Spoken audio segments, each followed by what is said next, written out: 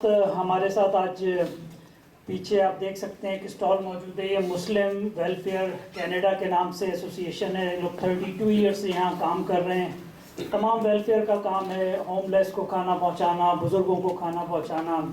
پھر اس کے علاوہ کلینک ان لوگوں نے کیا ہوا ہے، ان کے پاس رجسٹرڈ ڈاکٹرز ہیں. تو جو لوگ جن کے پاس اوہیپ نہیں ہے یا جو لوگ افورڈ نہیں کر سکتے ہیں، ان کو میڈیکل کی فیسلٹیز بھی پرووائڈ کرتے ہیں نا.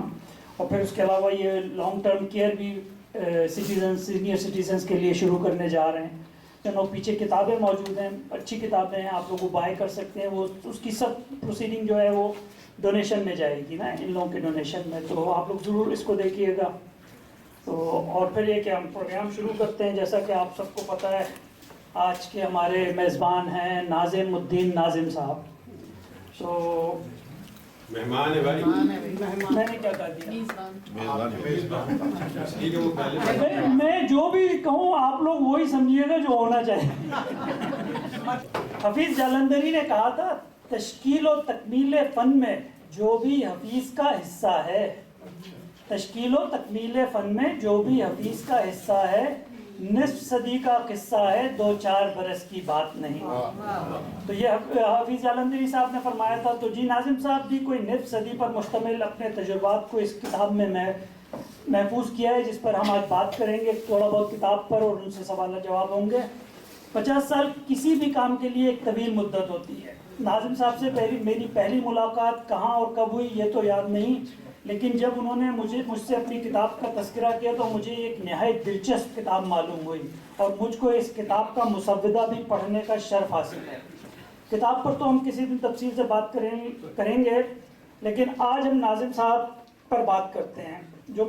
جو شخص پی ٹی وی پر رہتے ہوئے چٹپٹے ڈرامے اور موسیقی کے رگا رگ پروگراموں کو چھوڑ کر ڈاکومنٹری جیسی بلیک اینڈ وائٹ قسم کی فلمی صنعت کو اپنائے، اس کے بارے میں آپ کیا تصور کر سکتے ہیں کہ وہ کس قسم کا شخص ہوگا؟ یعنی ایک ایسا شخص جو اپنی دھن کا پکا ہو، جو چیلنجز کو قبول کرتا ہو اور پوری مردانگی سے ان کا سامنا کرتا ہو، اور ان چیلنجز کو ان کے انجام سے دوچار کرتا ہو. جی ہاں، ایسا ہی ہے یہ ناظم الدین ناظم. پاکستان میں رہے تو پی ٹی وی کو لاتا تھا ڈاکومنٹری سے سجایا، کینیڈا آئے تو بھی نچلے نہ بیٹھے اور یوٹیوب کے سہارے اپنے اس پیشنز کو جاری رکھا. بہت سے لوگ تعلیم حاصل کرتے ہیں، لیکن اپنے علم کو معاش کے ساتھ استعمال کرنے کے مواقع کم ہی لوگوں کو میسر آتے ہیں. ناظم صاحب نے اپنی تاریخ اور صحافت میں حاصل کی گئی ایم اے کی ڈگریوں کو جس خوبی سے استعمال کیا ہے وہ بھی ایک مثال ہے. ناظم الدین ناظم کو، جن کو میں ناظم بھائی کہتا ہوں، یہ نہ صرف ایک پروفیشنل انسان ہے، لیکن ساتھ ہی ساتھ یہ ایک فیملی اورینٹیڈ شخص بھی ہیں. اور اس کا بیان ثبوت ان کی لکھی ہوئی کتاب کا انتصاب ہے. آپ لوگ دیکھیے گا کس خوبصورتی سے انہوں نے اس کا انتصاب کیا ہے. ناظم بھائی نہ صرف اپنے شوق کی تکمیل کرتے نظر آتے ہیں، بلکہ وہ زندگی کے اور شعبوں میں بھی فعال ہیں، چاہے وہ مذہب ہو، مشاعرہ ہو، یا پھر دوسرے میدانوں میں کارہائے نمایاں انجام دینے والوں کو خراج عقیدت پیش کرنا ہو. ناظم بھائی آپ کو ہر جگہ نظر آئیں گے. آخر میں آپ کو یہ بتانا بھی ضروری سمجھتا ہوں کہ ناظم بھائی کے کام کو نہ صرف پاکستان میں سراہا گیا، بلکہ ان کو کئی بین الاقوامی اعزازات سے بھی نوازا گیا. ناظم بھائی کہتے ہیں اچھی ڈاکومنٹری کے لیے 5 ڈبلیوز ہوتے ہیں: ہو، Y, where, when and what. اور ان ڈبلیوز کا معتبر ہونا بے حد ضروری ہے. لیکن کیا کریں، نارتھ امریکہ کے جس حصے میں ہم رہتے ہیں، ہم نے تو صرف 3 ڈبلیوز کے بارے میں سنا ہے، اور وہ بھی انتہائی نا اعتبار. باقی باتیں ناظم بھائی.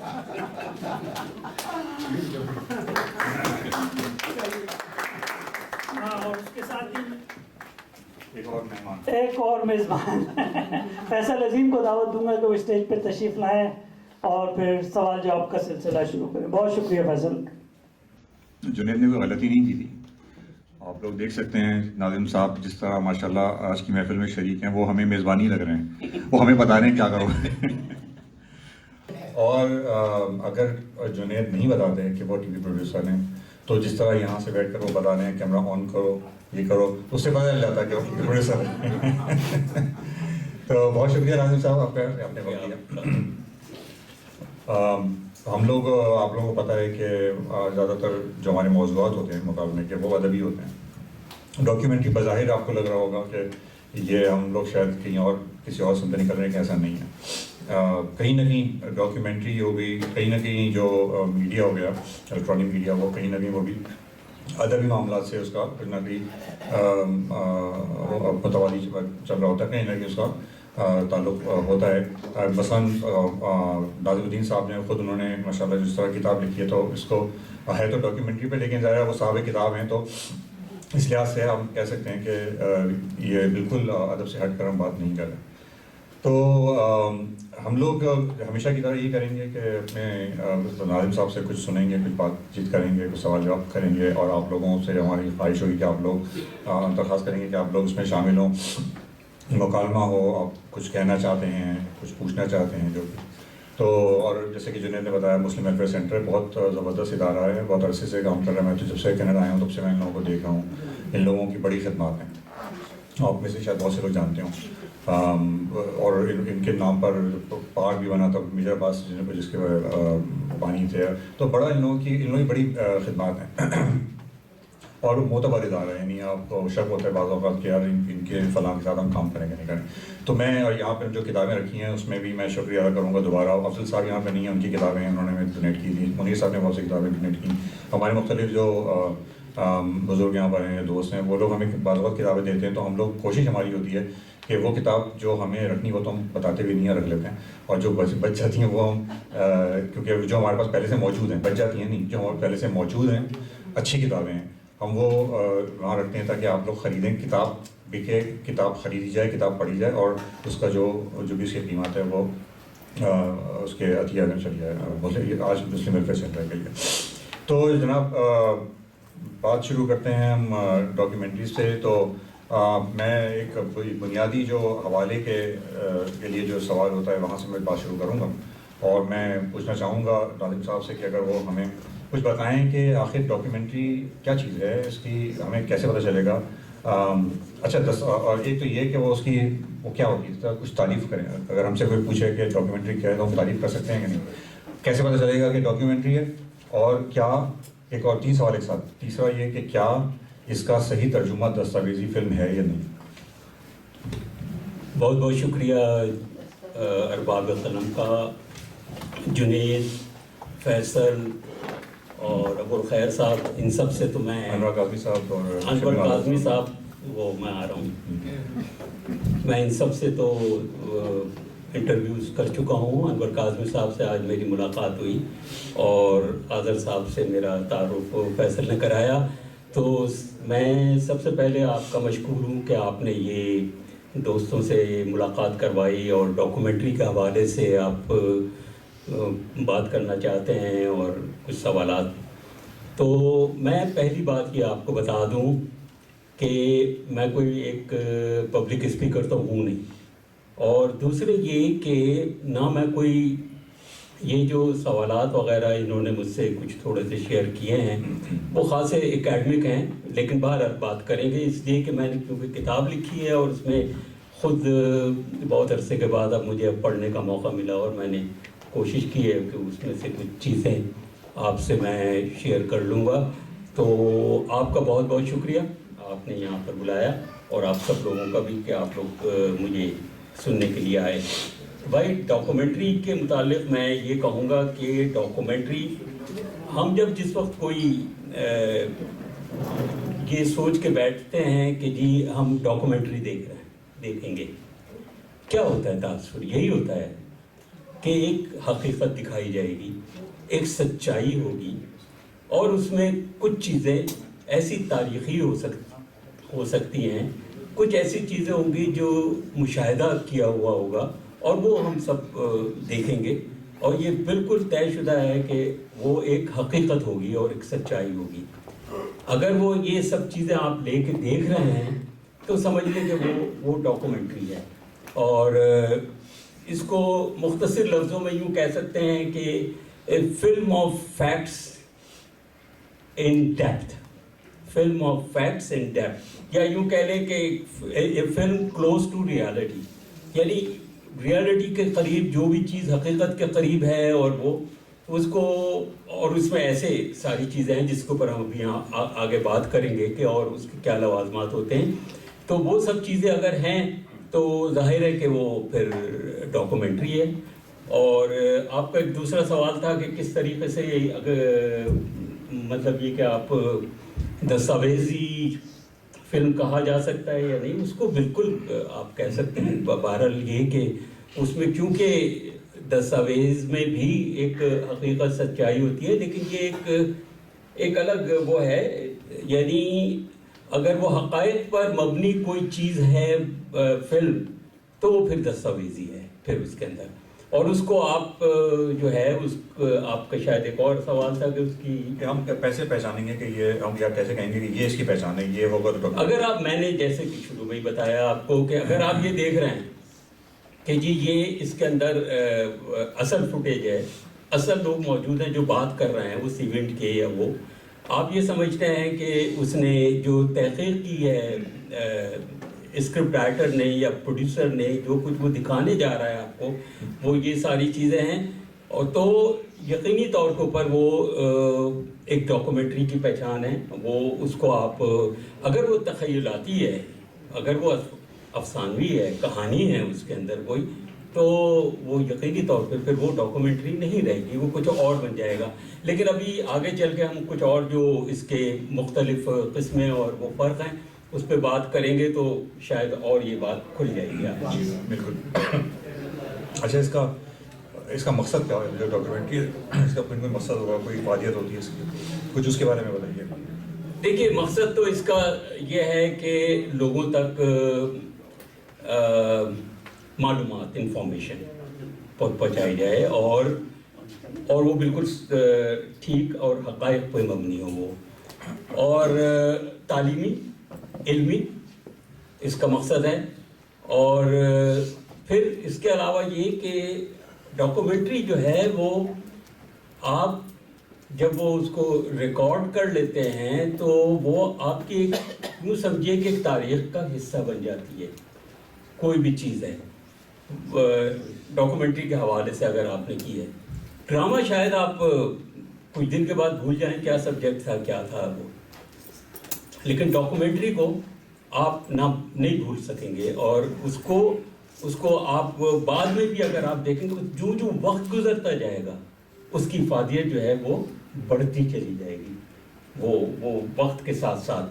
تو اس میں اگر آپ جائیں تاریخ میں، جب ہم اس کی بات کریں گے پہلے ڈاکومنٹری وغیرہ کی، تو آپ کو پتہ چلے گا کہ آپ جو بھی کچھ دیکھتے ہیں وہ اس کا مقصد ہوتا ہے کہ ہم نے کیا کیا تھا، ہم کس طریقے سے گریجولی آگے بڑھتے ہوئے آئے ہیں. اور میں یہ سمجھتا ہوں کہ یہ میری بات ختم ہوئی. اچھا، اس بار آپ نے جو کہا کہ وہ ڈرامہ ہو تو ہم بھول جاتے ہیں لیکن ڈاکیومنٹری تو نہیں بھولتے. میں تو خیر اللہ کا شکر سے کچھ بھول سکتا ہوں، تو لیکن یہ کہ اپنی ایک ہوتا ہے کیپیسٹی بھولنے کی. لیکن اگر میں ایک عام بات کریں تو یہ مجھے نہیں معلوم کہ کیا یہ بات واقعی یعنی لوگ، ہم دیکھتے ہیں لوگ جو ہے ڈرامے کے بارے میں، بہت پرانے ڈراموں کے بارے میں بات بھی کر رہے ہوتے ہیں، ڈاکیومنٹریز یقیناً آپ نے جیسے کہا. لیکن اگر اس حوالے سے میں بھی کہ حاضرین میں سے کوئی صاحب اس بارے میں اگر اپنی رائے دینا چاہیں تو دیں. میں تھوڑی اس کے بعد ہم کریں گے یہ کہ آپ بتائیے گا، لیکن میں اس لیے کہہ رہا ہوں کہ جب آپ کی باری آئی تو میں اس بارے میں مزید کچھ نہیں کہہ رہا، لیکن میرا خیال ہے آپ وضاحت کرنا چاہیں تو ضرور کیجیے گا اس بارے میں. اور اگر یا میں اگلا سوال کروں جیسے مرضی. اچھا، تو آپ کو موقع ملے تو ضرور بتائیے گا، کیونکہ یہ ایک میرے ذہن میں کیا تھا کہ جو آپ نے کہا کہ لوگ ڈاکیومنٹری نہیں بھولتے، ڈرامہ بھول جاتے ہیں، تو کیا یہ ایسا لگتا ہے کہ شاید ہم نے جو دیکھا کہ نہیں، وہ ڈرامے آپ یقینی طور کے اوپر کوئی جو اپنا اثر چھوڑ کے گئے، میں یہ نہیں کہہ رہا کہ وہ بالکل بھول جاتے ہیں. یقینی طور کے اوپر چیزیں یاد رہتی ہیں، اور جس طریقے سے آپ ریلیٹ کرتے ہیں ان چیزوں کو اور اس کے ساتھ، تو ممکن ہے کہ آپ کا جو ناسٹالجیا ہوتا ہے وہ اس کے اندر وہ ڈرامہ ہو آپ کے بچپن کے اندر. جیسے آپ کوئی بالی ووڈ کا نغمہ ہے وہ آپ نے سنا ہوا ہے کہیں پر، اور وہ اپنے بچپن میں یا جوانی میں، اور وہ آج آپ سنتے ہیں تو آپ کو وہ وقت پورا یاد آ جاتا ہے. جی. ساری کی ساری چیزیں. ڈاکومنٹری کی میں یہ سمجھتا ہوں کہ ایک دستاویزی کیونکہ اس کی شکل ہے وہ ایک ریکارڈ کا حصہ بن جاتی ہے، میں اس حساب سے بات کر رہا ہوں، اس مناسبت سے بات کر رہا ہوں۔ ڈاکیومنٹری کے اجزائے ترکیبی لوازمات اس کے بارے میں کچھ؟ دیکھیے ڈاکومنٹری ایک تو بات یہ طے ہے کہ اس کا سب سے پہلے کوئی نہ کوئی مقصد ہوگا کہ ہم اس کا ٹارگٹ آڈینس کیا ہے، ہم کس کے لیے کر رہے ہیں، کون دیکھے گا، کیا ہوگا، یہ ایک اس کا موضوع سب سے پہلے۔ جب وہ موضوع ہو جائے گا تو اس کے بعد اس کی چیزیں جو ہیں اس کی اسکرپٹ آئیں گی، اس کی تحقیق ہوگی، اسکرپٹ ہوگا، اور اس کے بعد پھر اس میں ہم اس کی ریکارڈنگ کریں گے، اس کی فوٹیج جو ہے وہ حاصل کریں گے، سارا مٹیریل جو ہے اس میں اس کو کاؤنٹر چیک کریں گے کہ کوئی چیز ایسی نہ ہو کہ جو غلط ہو، اور پھر اس کے بعد اس کو جب سب کچھ ریکارڈ کر لیں گے، پھر اس کے بعد ظاہر ہے کہ ایڈیٹنگ کریں گے، اس کے اندر کوشش کریں گے کہ ایک اچھی آواز ہو جو اس کو سپورٹ کرے آپ کا جو مٹیریل ہے ساری چیزوں کو۔ تو اور اس کے علاوہ یہ کہ اس میں میوزک کا استعمال کریں گے، میوزک ہوگی اس میں اس کو سپورٹ کرنے کے لیے، اس نیریشن کو جو نیریشن ہوگی۔ پھر اس کے ساتھ ہی پھر آپ اس کے اندر جو آپ کی جنرل ساؤنڈ جو اس میں آپ نے رکھی ہوئی ہے اس چیز کی، یہ ریل جا رہی ہے، اور اگر آپ اس کو خالی چھوڑ دیں، صرف میوزک دیں تو وہ شاید وہ اتنا امپیکٹ نہ بنے، لیکن اگر آپ اس کے ساتھ ہلکی سی اس کی آواز بھی آ رہی ہے تو وہ ایک امپیکٹ آتی ہے۔ ہوائی جہاز، یہ اس قسم جنرل ساؤنڈ کی بات کر رہا ہوں۔ تو یہ ساری چیزیں ہیں جو اس کے اجزائے ترکیبی ہیں، ان کا لحاظ رکھا جائے، خیال رکھا جائے، جیسا ہوگا اسی حساب سے اس ڈاکومنٹری کی ویلیو بڑھ جائے گی۔ تو ایسا لگ رہا ہے مجھے آپ کی بات سن کر کہ جو صوتی اثرات ہوتے ہیں یا ساؤنڈ افیکٹس ہوتے ہیں وہ ڈاکیومنٹری میں بہت اہم ہیں۔ بہت اہم ہوتے ہیں، اس میں جنرل ساؤنڈ بہت اہم ہوتی ہے، اس میں میوزک سپورٹ کرتی ہے، اس میں سب سے اچھی آواز اس کے اندر سپورٹ کرتی ہے۔ اب اگر روشن خیال اگر بولیں گے تو ان کی تو آپ ویسے آواز سن کے آپ سمجھ لیں گے۔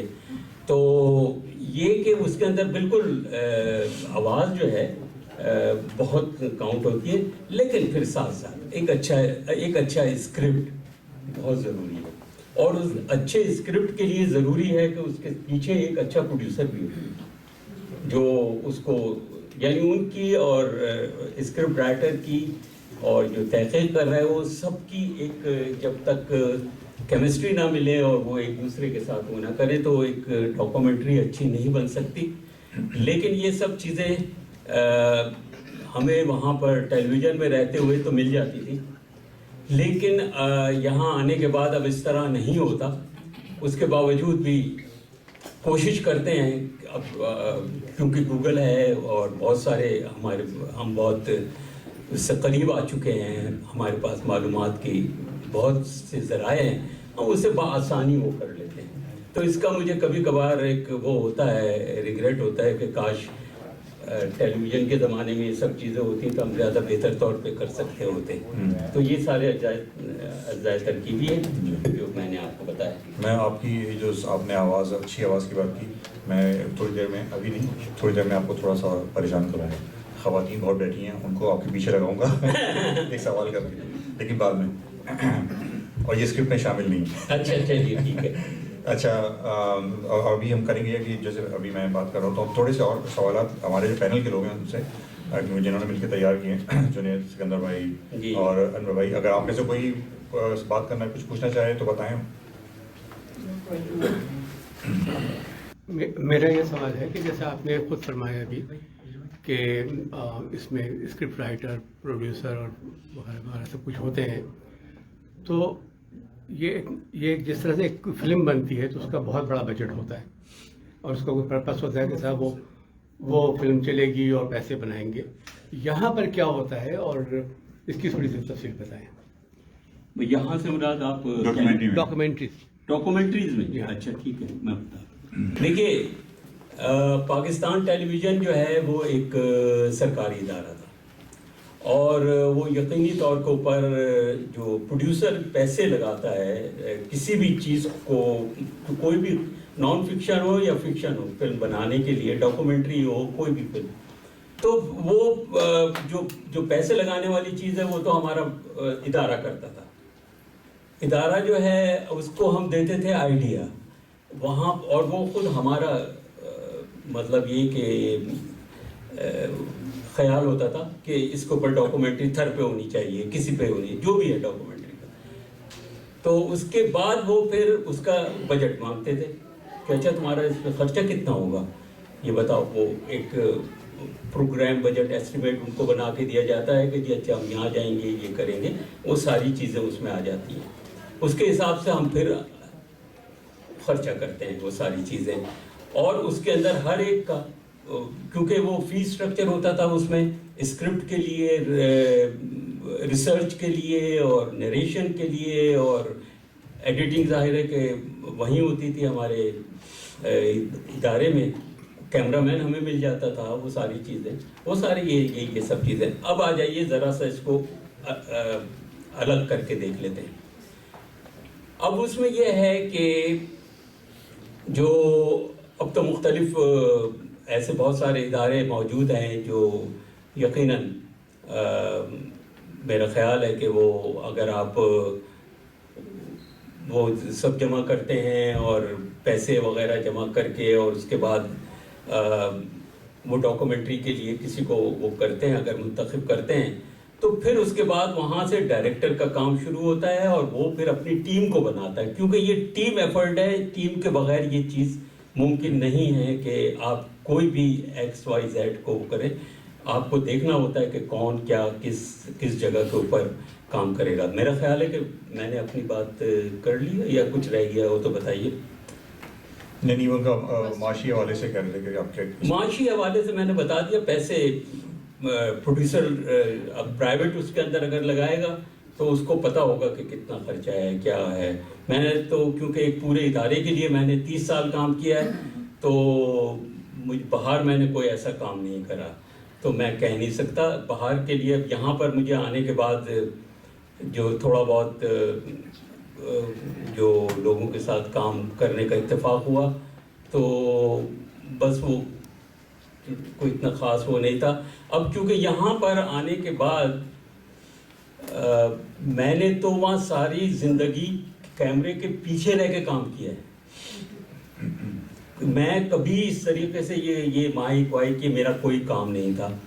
کیمرے کے پیچھے میں ہوتا تھا اور وہاں سے میں سب کچھ وہ بتاتا تھا, اور وہ ساری چیزیں ایز اے پروڈیوسر مطلب مجھے وہ سب چیزیں ارینج کرنی ہوتی تھی, ایگزیکیوٹ کرنی ہوتی تھی. لیکن اب یہاں آنے کے بعد اب میں اپنا رائٹر بھی ہوں, اپنی خود ہی لکھتا ہوں, میں خود ہی پروڈیوس کرتا ہوں, خود ہی میں اس کو ایڈٹ کرتا ہوں. میں نے باقاعدہ طور پہ اس کی مطلب تربیت حاصل کی ہے, کیونکہ اب دنیا بدل گئی ہے. آپ سب لوگ جانتے ہیں بہت اچھے طریقے سے کہ جب ہم وہاں پر جو ریکارڈنگ ہماری ہوتی تھی, جن بڑے بڑے ہم نے اسٹول کے اوپر رکھ کے اور مشینوں کے ساتھ VTR جو کہلاتی video tape recording, magnetic tape ہوتی تھی 3 انچ کی, جس کا ایک گاڑی کے ویل کے برابر صرف ٹیپ ہوتا تھا. وہ آہستہ آہستہ کر کے وہ مختصر ہوتی چلی گئی.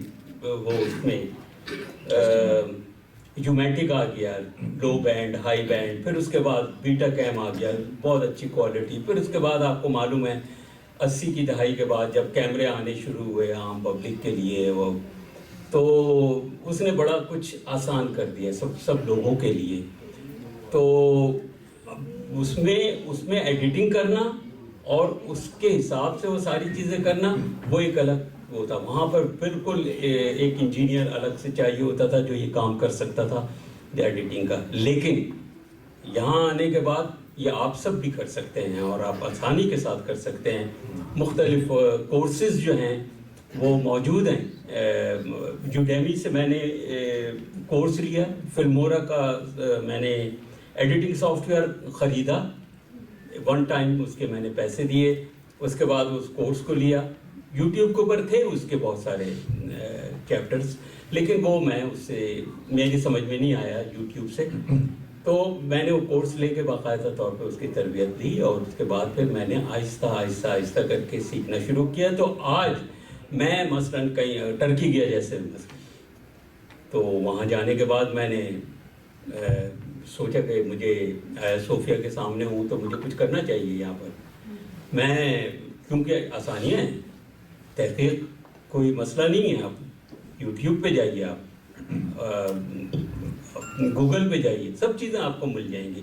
वो वहाँ से तहकीकी मवाद लिया और कुछ वहाँ पर ऑन कैमरा बोला, बाकी उनको रिकॉर्ड किया, कुछ वहाँ कुछ मेरी अपनी समझ के हिसाब से एज ए डॉक्यूमेंट्री प्रोड्यूसर हज़रत अबू अय्यूब अंसारी के मज़ार पे किया मैंने मसलन। तो एक सहन है और सहन के बाद एक जगह और अंदर आप जाते हैं, वहाँ 2 दरख्त हैं, उसके मुतालिक पता चला कि जी ये सुल्तान फातेह ने यहाँ पर जो है ये वो किया था और वो सारी चीज़ें, जब ये कब्र दरियाफ्त हुई और वो सब चीज़ें। जब मैं वहाँ से बाहर निकला, देखा कि एक जगह के ऊपर एक बड़ा पुराना सा वो एक लकड़ी का बहुत पुराना वो एक हट सी जो है वो मकान सा बना हुआ है, 2 मंजिला, मतलब एक उसके ऊपर। तो मैंने अज्यूम किया ये मेरा ख्याल है कि इन्होंने उसका हज़रत अबू अय्यूब अंसारी ने जो नबी करीम सल्लल्लाहु अलैहि वसल्लम को उन्होंने उनकी मेज़बानी की थी और वो खुद हुजूर नीचे थे और वो ऊपर रहते थे, तो ये शायद उसका रेप्लिका या कोई इस किस्म की कोई चीज़ उन्होंने बना के रखी होगी। मैंने डॉक्यूमेंट्री में उसका इस्तेमाल किया और ये उसका ख्याल ज़ाहिर किया है मैंने। अब ये क्योंकि वहाँ मुझे ये मौका नहीं मिला कि मैं किसी से पूछता या वो करता उस वक्त, ये बाद में जब अपनी शूटिंग में रिकॉर्डिंग में देखा, अच्छा ये क्या चीज़ हो सकती है, तो वो उसमें अपना ख्याल ही जाहिर करा है मैंने उसको यकीनी तौर पे। अब आप आगे जी। अच्छा, तो सिकंदर भाई, मेरे सवाल का बहुत सारा जवाब तो आपने दे दिया, लेकिन मैं बचपन से जब डॉक्यूमेंट्री का नाम सुनता हूँ तो मेरे जहन में वो आता है जैसे नेशनल जियोग्राफिक, जहाँ पर जो है वो वाइल्ड लाइफ के बारे में लोग जाते हैं, रिसर्च करते हैं और फिर लेके ऐसी चीज़ आते हैं जो बहुत ही मुश्किल से कोई आम जिंदगी में वहाँ तक पहुँच सकता। तो आप जब ये कह रहे हैं कि आप अकेले सारा काम करते हैं और आपके साथ कोई टीम भी नहीं है, तो आप फिर आपको किन मुश्किलात का सामना पड़ता है? मतलब एक अच्छी डॉक्यूमेंट्री जो लोगों के जहन पे नक्श हो जाए, उसको बनाने के लिए जो रिसोर्सेज चाहिए वो आप अकेले कैसे मैनेज कर सकते हैं? देखिए, नेशनल ज्योग्राफिक से और डिस्कवरी से और हिस्ट्री से तो कोई मुआवजा हो ही नहीं सकता किसी भी सूरत से, कि जिस तरीके से उनका सेटअप है और जिस तरह वो करते हैं और सालों में और बजट के वो किए बगैर के कितना ख़र्चा होगा, क्या ख़र्चा होगा, ये उनके नज़दीक कोई चीज़ नहीं होती। तो वो तो इस तरीके से करते हैं कि एक मैंने किताब में कई जिक्र किया हुआ है कि एक आखिरी जोड़ा रह गया था एक परिंदों का जो ख़त्म हो रही थी उनकी नस्ल, उसको उन्होंने वो करना शुरू किया और उसको बाकायदा उसकी रिकॉर्डिंग और मीलों मील वो उसके साथ चलते रहे, शहरों शहर चलते रहे और वो फिर वो एक घोंसला जाके उन्होंने बनाया और फिर उसके बाद वहाँ अंडे दिए उन्होंने, वो उसको करके ये काम किसी जाहिर है कि ये बड़े लेवल पे हो सकता है। अब रह गई बात मेरी ये है कि मेरे बहुत महदूद वसाइल हैं, बहुत महदूद सारी चीज़ें हैं और उसी में रह के मैं सारा काम करता हूँ। मैं मतलब ये कि एक 2 साल पहले मैं क्रूज़ पे गया मसलन, मेरे लिए बिल्कुल एक नई दुनिया थी वो, मैंने पहली दफ़ा ये सब कुछ देखा था वो कि ये क्या है। और तो वहाँ पर मैंने उसकी एक 2, 3, 4 प्रोग्राम जो हैं उसकी सीरीज़ जो है वो बनाई कि वहाँ क्या हो रहा है क्या नहीं हो रहा, उसको मैंने रिकॉर्ड किया, जहन में था कि इसको मैं रिकॉर्ड करके और उसके बाद मैं इसको एडिट, क्योंकि अब मुझे सहूलत है एडिटिंग के लिए। मैं ये आपको बता दूं कि वो मेरा पैशन है, मैं बिल्कुल एडिटिंग मुझे इंतहाई, मतलब ये कि डॉक्यूमेंट्री में जो सबसे अच्छी चीज़ जो है जिसमें सारी चीज़ें आपके काबू में होती हैं वो एडिटिंग है। तो वो मुझे शुरू से ही शौक़ है। जिस वक्त मैं आपको बता दूं कि नीलामगर के साथ मैं जब अटैच था तो उसमें पता चला कि जी वो कैमरे 3 कैमरे जो हैं वो उनमें से دورہ جی ہال جو ہے بھرا ہوا ہے, 300 350 لوگ موجود ہیں, اور اس میں سے صرف ایک کیمرہ کام کر رہا ہے. طارق عزیز صاحب پیچھے بیٹھے ہوئے ہیں اور ساری چیزیں ہو رہی ہیں. تو میں نے اس کو, مجھ سے پوچھا گیا کہ جی کرنا ہے نہیں کرنا. میں نے کہا جی بالکل کرنا ہے, ایک کیمرے سے کریں گے. اس کو پھر ظاہر ہے کہ طارق عزیز صاحب کو بتا دیا گیا, اور اس طریقے سے شارٹس لے کے, اور وہ سارا پروگرام ایڈیٹنگ میں سمجھ گیا. اتنا ہی پروگرام اگلے دن گیا, اتنا پروگرام, اور وہ ساری چیزیں ہو گئی. تو مراد یہ ہے کہ یہ مجھے ایک, کیونکہ میرا شوق ہی میرا وہ تھا پیشہ بھی, تو اس وجہ سے مجھے یہ آسانی ہے. اب میں اپنے وسائل وہ کرتا ہوں, جمع کرتا ہوں. کسی نے کہا تو میں, اب جیسے آپ سب لوگ NAD کے ہیں, اشرف حبیب اللہ کے اوپر اس نے کہا مجھ سے, آفتاب نے, کہ اس کے اوپر وہ کرنا ہے. تو میں نے ان کو اپنا خرچہ بتا دیا. میں نے کہا بھائی یہ چیزیں مجھے چاہیے ہوں گی. انہوں نے وہ مہیا کی اس کی کوالٹی کے اوپر, کیونکہ آج کل تو ساری چیزیں آپ کو پتہ ہے کہ موجود ہیں وہ, تو وہ سب میں نے کیا. تو یہ آپ کے سوال کا جواب ہے میرے. جنید ناظم بھائی, ابھی آپ نے کہا کہ آج کل کے زمانے میں جو تحقیق ہے وہ اتنی مشکل نہیں رہی کہ آپ انٹرنیٹ کھولیں, گوگل پہ جائیں, ویکیپیڈیا پہ جائیں, سب جگہ آپ کو آپ کے سوالات کے جوابات مل جاتے ہیں. ہم تمام عمر سنتے آئے ہیں کہ little knowledge is dangerous thing, لیکن کیا ایسا نہیں ہے آج کل کے زمانے میں کہ too much knowledge is very dangerous thing? اب ہمارے پاس معلومات کا ایک سیلاب ہے جس میں بہت زیادہ ان آتھینٹک چیزیں بھی شامل ہوتی ہیں. تو آخر ہم کس طرح ان کو وہ کر سکتے ہیں کہ تو کام تو پھر ایک دفعہ مشکل ہو جائے گا. بھائی اس سلسلے میں جنید, کوئی نہ کوئی آپ ایسی کوئی چیز اگر کر رہے ہوتے ہیں, آپ کے پاس واٹس ایپ کے اوپر بڑی چیزیں آ رہی ہوتی ہیں اس قسم کی, لیکن کہیں نہ کہیں آپ جو ہے وہ پکڑے جاتے ہیں. ایسا نہیں ہے وہ, اور آپ کی مطلب تصحیح کرنے والے لوگ موجود ہوتے ہیں. اول تو یہ کہ لوگ آپ خود اس کو دیکھیں, جانچیں, آپ کو خود پتہ ہونا چاہیے کہ یہ سچ ہے یا نہیں ہے. ابھی ایک وہ آیا گزٹ نوٹیفیکیشن کہ جی سعادت حسن منٹو کی کتاب کے اوپر, آپ نے بھی شاید آپ لوگوں کی نظر سے گزرا کہ جی یہ جو ہے اس پاکستان, حکومت پاکستان نے پابندی لگا دی فلانا, یہ وہ ایسا تھا کہ میں نے وہ ایک گروپ میں شیئر کر دیا. اس میں وہاں پر وہ فیصل صاحب تھے, وہ انہوں نے اس کو تصحیح کی اور انہوں نے کہا کہ نہیں ایسا نہیں ہے. میں نے کہا بتائیے پھر آپ یہ کہ میں اس کو کیسے کر, مجھے نہیں اس کا اندازہ تھا. انہوں نے وہ سارا طریقہ بتایا, تو میں نے ان کا شکریہ ادا کیا کہ ٹھیک ہے آئندہ میں خیال کروں گا اس قسم کے. تو یہ خود ہی آپ مطلب یہ کہ آپ میں ایک موجود ہوتا ہے ایک جج جو یہ سارا ڈیسائیڈ کر رہا ہوتا ہے. اب آپ نے یہ سوال کر ہی لیا ہے تو میں آپ میں سے بہت سارے لوگوں نے دیکھا ہوگا, عبد الکریم خان گائک, بہت مشہور گویے ہندوستان کے, ان کی ایک ویڈیو آئی اور بڑی وائرل ہوئی, 3-4 منٹ کی تھی, کہ کس طریقے سے ان کا ایک پالتو کتا جو ہے وہ اس نے ان کے مرنے کے بعد اس نے ریکارڈ سنا, تو وہ آ گیا, اور آنے کے بعد وہ بیٹھ گیا اور سن رہا ہے, اور وہ تصویر بنی, اور وہ جو ہے ہز ماسٹر وائس کا جو ہے نا وہ لوگو وہ بن گیا. وہ ایسا نہیں ہے, وہ اتنی خوبصورتی سے بنی ہوئی فلم ہے کہ آپ یقین ہی نہیں کر سکتے کہ یہ بات جھوٹ ہو سکتی ہے. میں نے خود بھی یہ سمجھا کہ ہاں یہ سچ ہے. میں نے وہ بھیجی راشد لطیف صاحب کو. راشد لطیف صاحب گراموفون کمپنی کے MD بھی رہ چکے ہیں, EMI کے بھی, اور اس وقت ماشاءاللہ وہ میرے خیال میں 93-94 سال کی عمر ہے ان کی, مکمل یادداشت کے ساتھ. سیکرٹری انفارمیشن بھی تھے, شالیمار ریکارڈنگ کمپنی انہوں نے وہ کی, HMP میں کیونکہ وہ رہ چکے تھے, تو انہوں نے مجھے بتایا کہ نہیں یہ غلط ہے.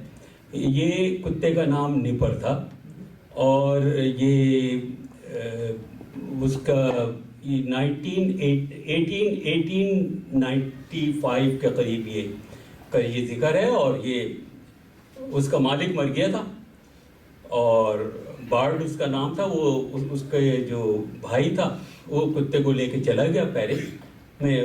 وہ پینٹر تھا, اس نے ایک دن دیکھا کہ وہ فونوگراف جو ہے اس کا ایڈیسن کا جو ایک سلنڈر का होता था और जिसमें से आवाज़ आती थी, उसको वो चल रहा था तो वो कुत्ता बैठा हुआ बड़े गौर से सुन रहा था, तो उसने वो एक मतलब उसकी एक पेंटिंग बनाई, और बल्कि वो पेंटिंग बना के उसने उसको एडिसन को दिया और कहा कि ये आप इस्तेमाल कर सकते हैं, देखें कैसी है। एडिसन साहब ने उसको कोई इतनी ज़्यादा लिफ्ट नहीं कराई। फिर उसके बाद वो चीज़ उसने वहाँ ग्रामोफोन डाला, HMV वालों को वो किया, और वो डाल के ये 1899 में समझिए कि वो बन गई। तो मुराद ये है कि ये थोड़ी सी आपने पीछे जाकर उसको तहकीक की, पता चला कि अच्छा ये इसकी हकीकत ये है, ये इसकी। तो ठीक है, हम भी धोखा खाते हैं और आप भी इसी तरीके से तहकीक, और आप भी इसी तरीके से तहकीक को जो है वो आपको करना चाहिए, सब चीज़ों को देखना चाहिए। मतलब ये कि डॉक्यूमेंट्रीज जो हैं वो अपने, ये तो कहा कि वो फैक्ट्स पर मबनी होती हैं, लेकिन चूँकि हर तरह के काम हो रहे हैं तो हमें अब हमारी भी कोई जिम्मेदारी है कि हम किसी डॉक्यूमेंट्री को कितना मुस्तनद मानते हैं, या मानने से पहले हम अपनी तहकीक कर रहे हैं कि नहीं कर रहे हैं, कि हमें उसके बाद माननी भी है कि नहीं।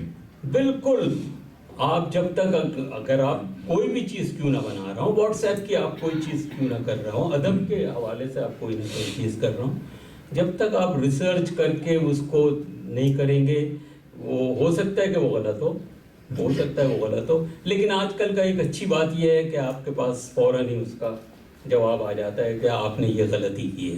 जी, आपको बताते नहीं है कि हमने मालूम किया तो और हम गलत साबित हो गए।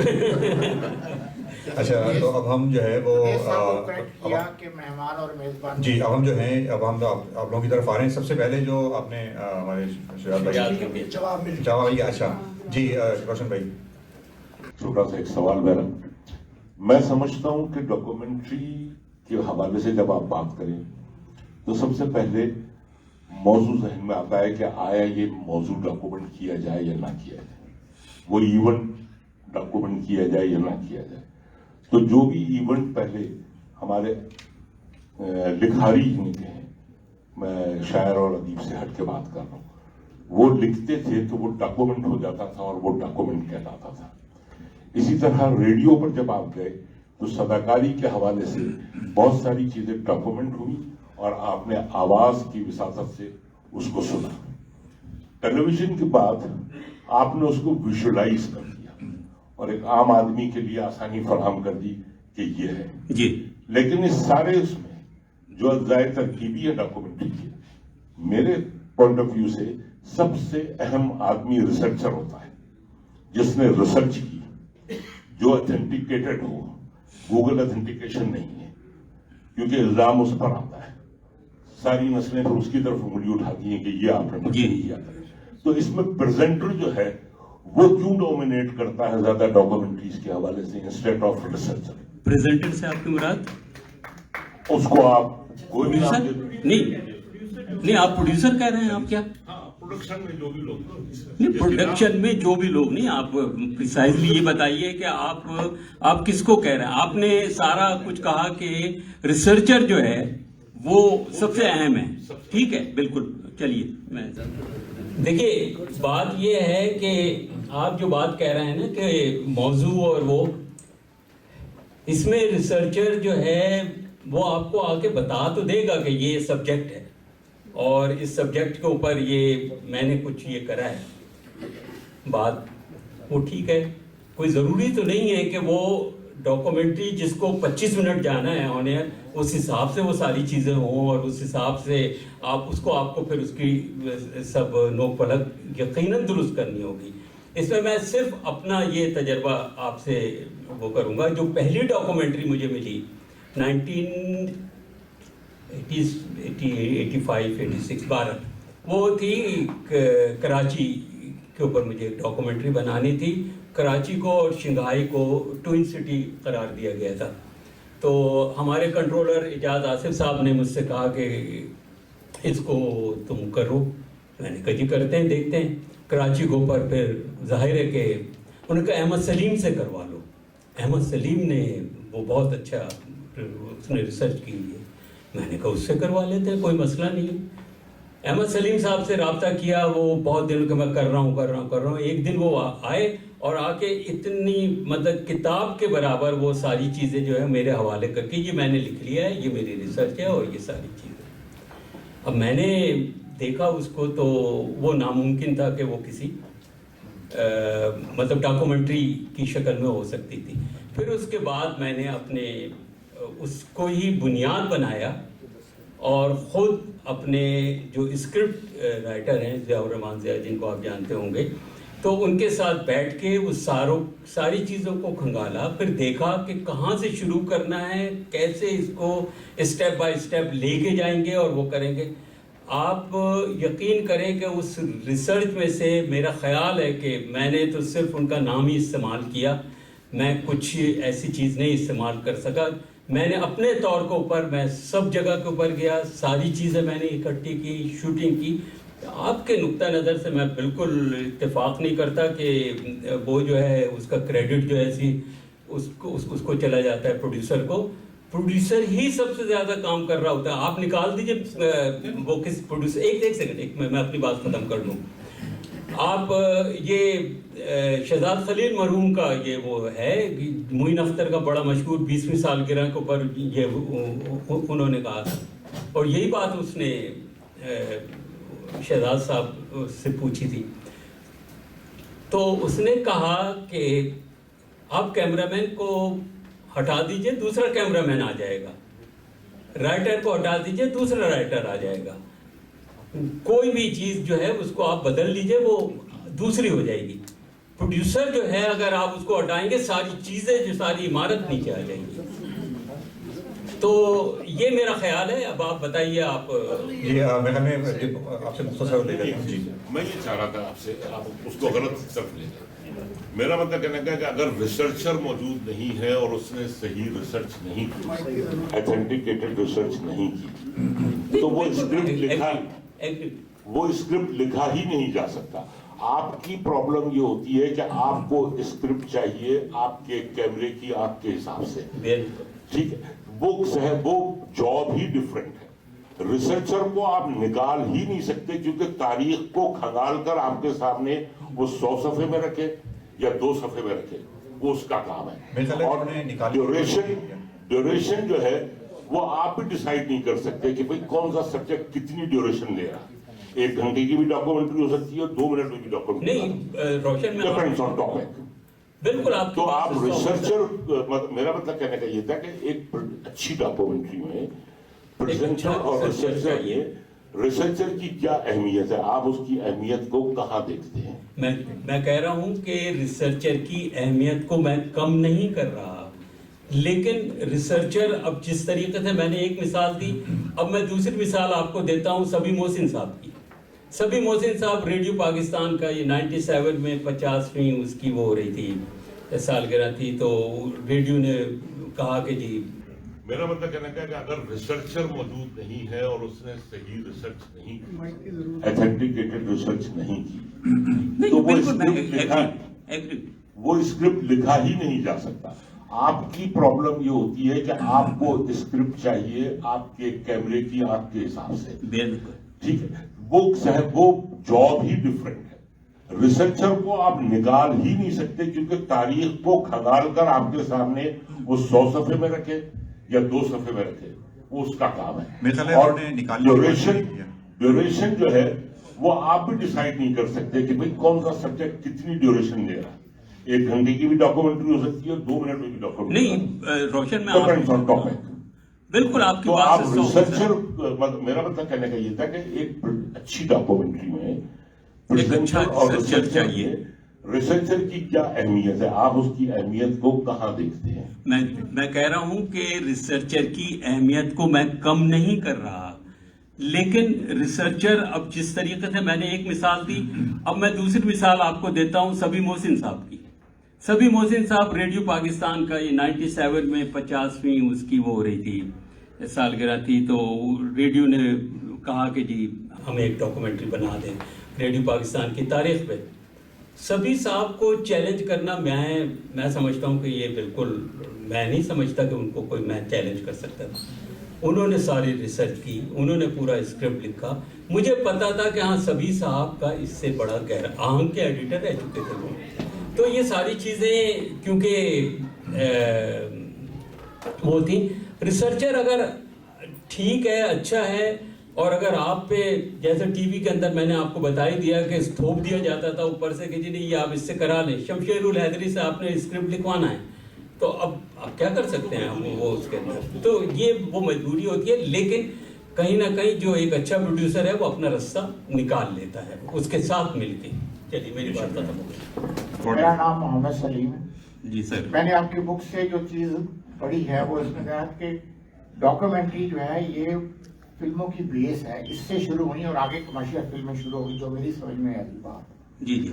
لیکن ڈاکومنٹری پیچھے رہ گئی, کمرشل لحاظ سے فلمیں فکشن فلمیں آگے نکل گئی. میں یہ سوچ رہا تھا کہ ڈاکومنٹری بنانے والوں سے ایک چوک ہوئی کہ انہوں نے اس کو میوزیکل نہیں کیا. اگر شاید وہ اس کو میوزیکل کر دیتے اور سچویشن کے مطابق کوئی گانا بھی ڈال دیتے تو شاید یہ بھی آج یوٹیوب کا زمانہ ہے اور یہ کمرشل بھی سکسیسفلی ہو جاتی ہے اور فیکٹ اپنی جگہ فیکٹ رہتا. یہ میری رائے ہے, آپ اس میں نہیں, آپ کی رائے کا بہت احترام. اور میں نے میوزیکل ڈاکومنٹری بھی بنائی. ابھی یہ 1-2 مہینے پہلے مجھے اتفاق ہوا, مجھ سے کہا گیا کہ بنگلہ دیش والے بہت زیادہ دوستی کا اظہار کر رہے ہیں, یہ ان کا عید ملن پارٹی, تو کوئی چیز ان کے لیے کریں. تو میرے ذہن میں آیا کہ اچھا کچھ ہونا ایسا چاہیے کہ جو ہمارے اور ان کے درمیان مشترک بھی ہو اور وہ ان کی سمجھ میں بھی آئے.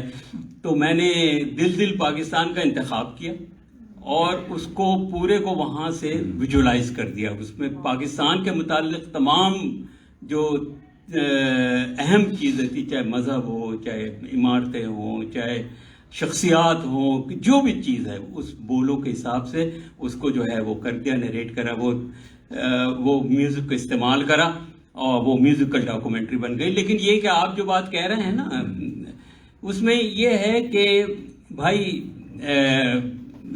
یہ ڈاکومنٹری کی اہمیت اب جا کے یہ مطلب آپ کہیں دوسری جنگ عظیم کے بعد بھی بہت عرصے تک رہی ہے, اور اب پھر دوبارہ یہ اس کو جو ہے نئے چینلز آ گئے ہیں, اینیمل پلانٹ ہے اور ہسٹری چینل اور بے شمار, اب آپ نام لیتے جائیے.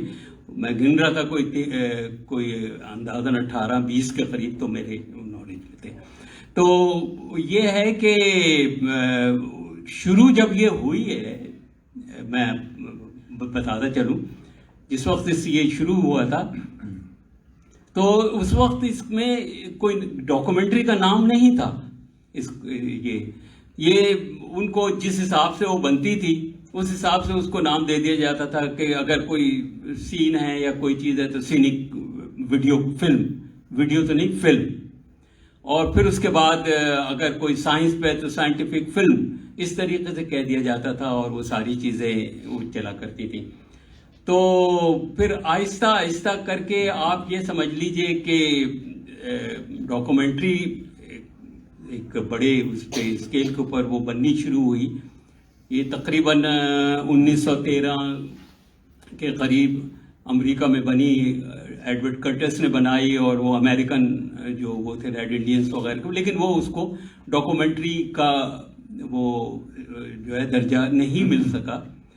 اس کے بہت ساری وجوہات تھیں, اکیڈمک اس کے اوپر گفتگو ہوتی ہے. لیکن اس کے بعد 1922 میں رابرٹ فلیٹی نے نانک آف دی نارتھ کے نام سے ایک ڈاکومنٹری بنائی, اور جس کا جو ہے پھر وہ وہاں سے ایک سلسلہ شروع ہوتا گیا. اگر آپ دکھانا چاہیں نا, یہ اس وقت کی ڈاکومنٹری کیسی ہوتی تھی آپ یہ اندازہ لگائیے. اس میں ظاہر ہے کہ وہ میں اس کا تھوڑا سا خاکہ بتا دوں کہ وہ آپ کو اندازہ ہوگا آج جتنے اطمینان سے آپ دیکھتے ہیں نا یہ ساری چیزیں کہ جی یہ وہ اس میں وہ گیا تھا اسکیموز کے لیے نا, جو آپ جانتے ہیں کہ کس طریقے سے وہ ان کی لیونگ اس زمانے میں ہوا کرتی تھی. اور جانے کے بعد یہ نانک آف دا نارتھ, یہ اس کو ادھر کر دیجیے, اچھا ہے آواز بڑھا لیں. یہ سلائیڈز آ رہے ہیں بیچ میں, اس میں وہ بتا رہا ہے کہ کیا سین آئے گا, کوئی کامنٹری نہیں ہے. یہ میوزک بھی بعد میں استعمال کی گئی ہے اور یہ ساری چیزیں. یہ تو یہ بس ٹھیک ہوگا. یہ اس قسم سے یہ شروع ہوئی ہے. یہ اس سے پہلے تو یہ تھی جو پہلی ڈاکومنٹری, مطلب آپ کہہ لیں کہ آپ کہہ سکتے ہیں اس کو کر لیں, لومیر برادرز کو. یہ 10 فلموں کا پہلا شو ہوا تھا 1895 میں پیرس کے اندر, اور یہ لومیر برادرز سے جنہوں نے اس کی بنیاد رکھی سینما کی, سمجھ لیں سینما جو پیٹنٹ ہوا ان کے نام سے. یہ وہ پہلا سین ہے جو ریکارڈ ہوا ہے کیمرے پہ. یہ سارے وہ سین ہے, 10 فلموں کا ایک پیکج تھا جو ریکارڈ کر کے انہوں نے وہاں پر ایک ہوٹل کے اندر بندوبست کیا تھا اور یہ اس کو دکھایا تھا. یہ میں اس میں سے 2-3 کا ہی میں نے انتخاب کیا, جسٹ 1 منٹ کا. یہ ایک مزاحیہ فلم ہے, یہ دیکھیے, میں کچھ نہیں بول رہا اس میں, جو اس وقت کے حساب سے بنائی گئی تھی, مزاحیہ فلم. اور یہ ڈاکیومنٹری ہے, اب تو ڈاکومنٹری ہو گئی نا. یہ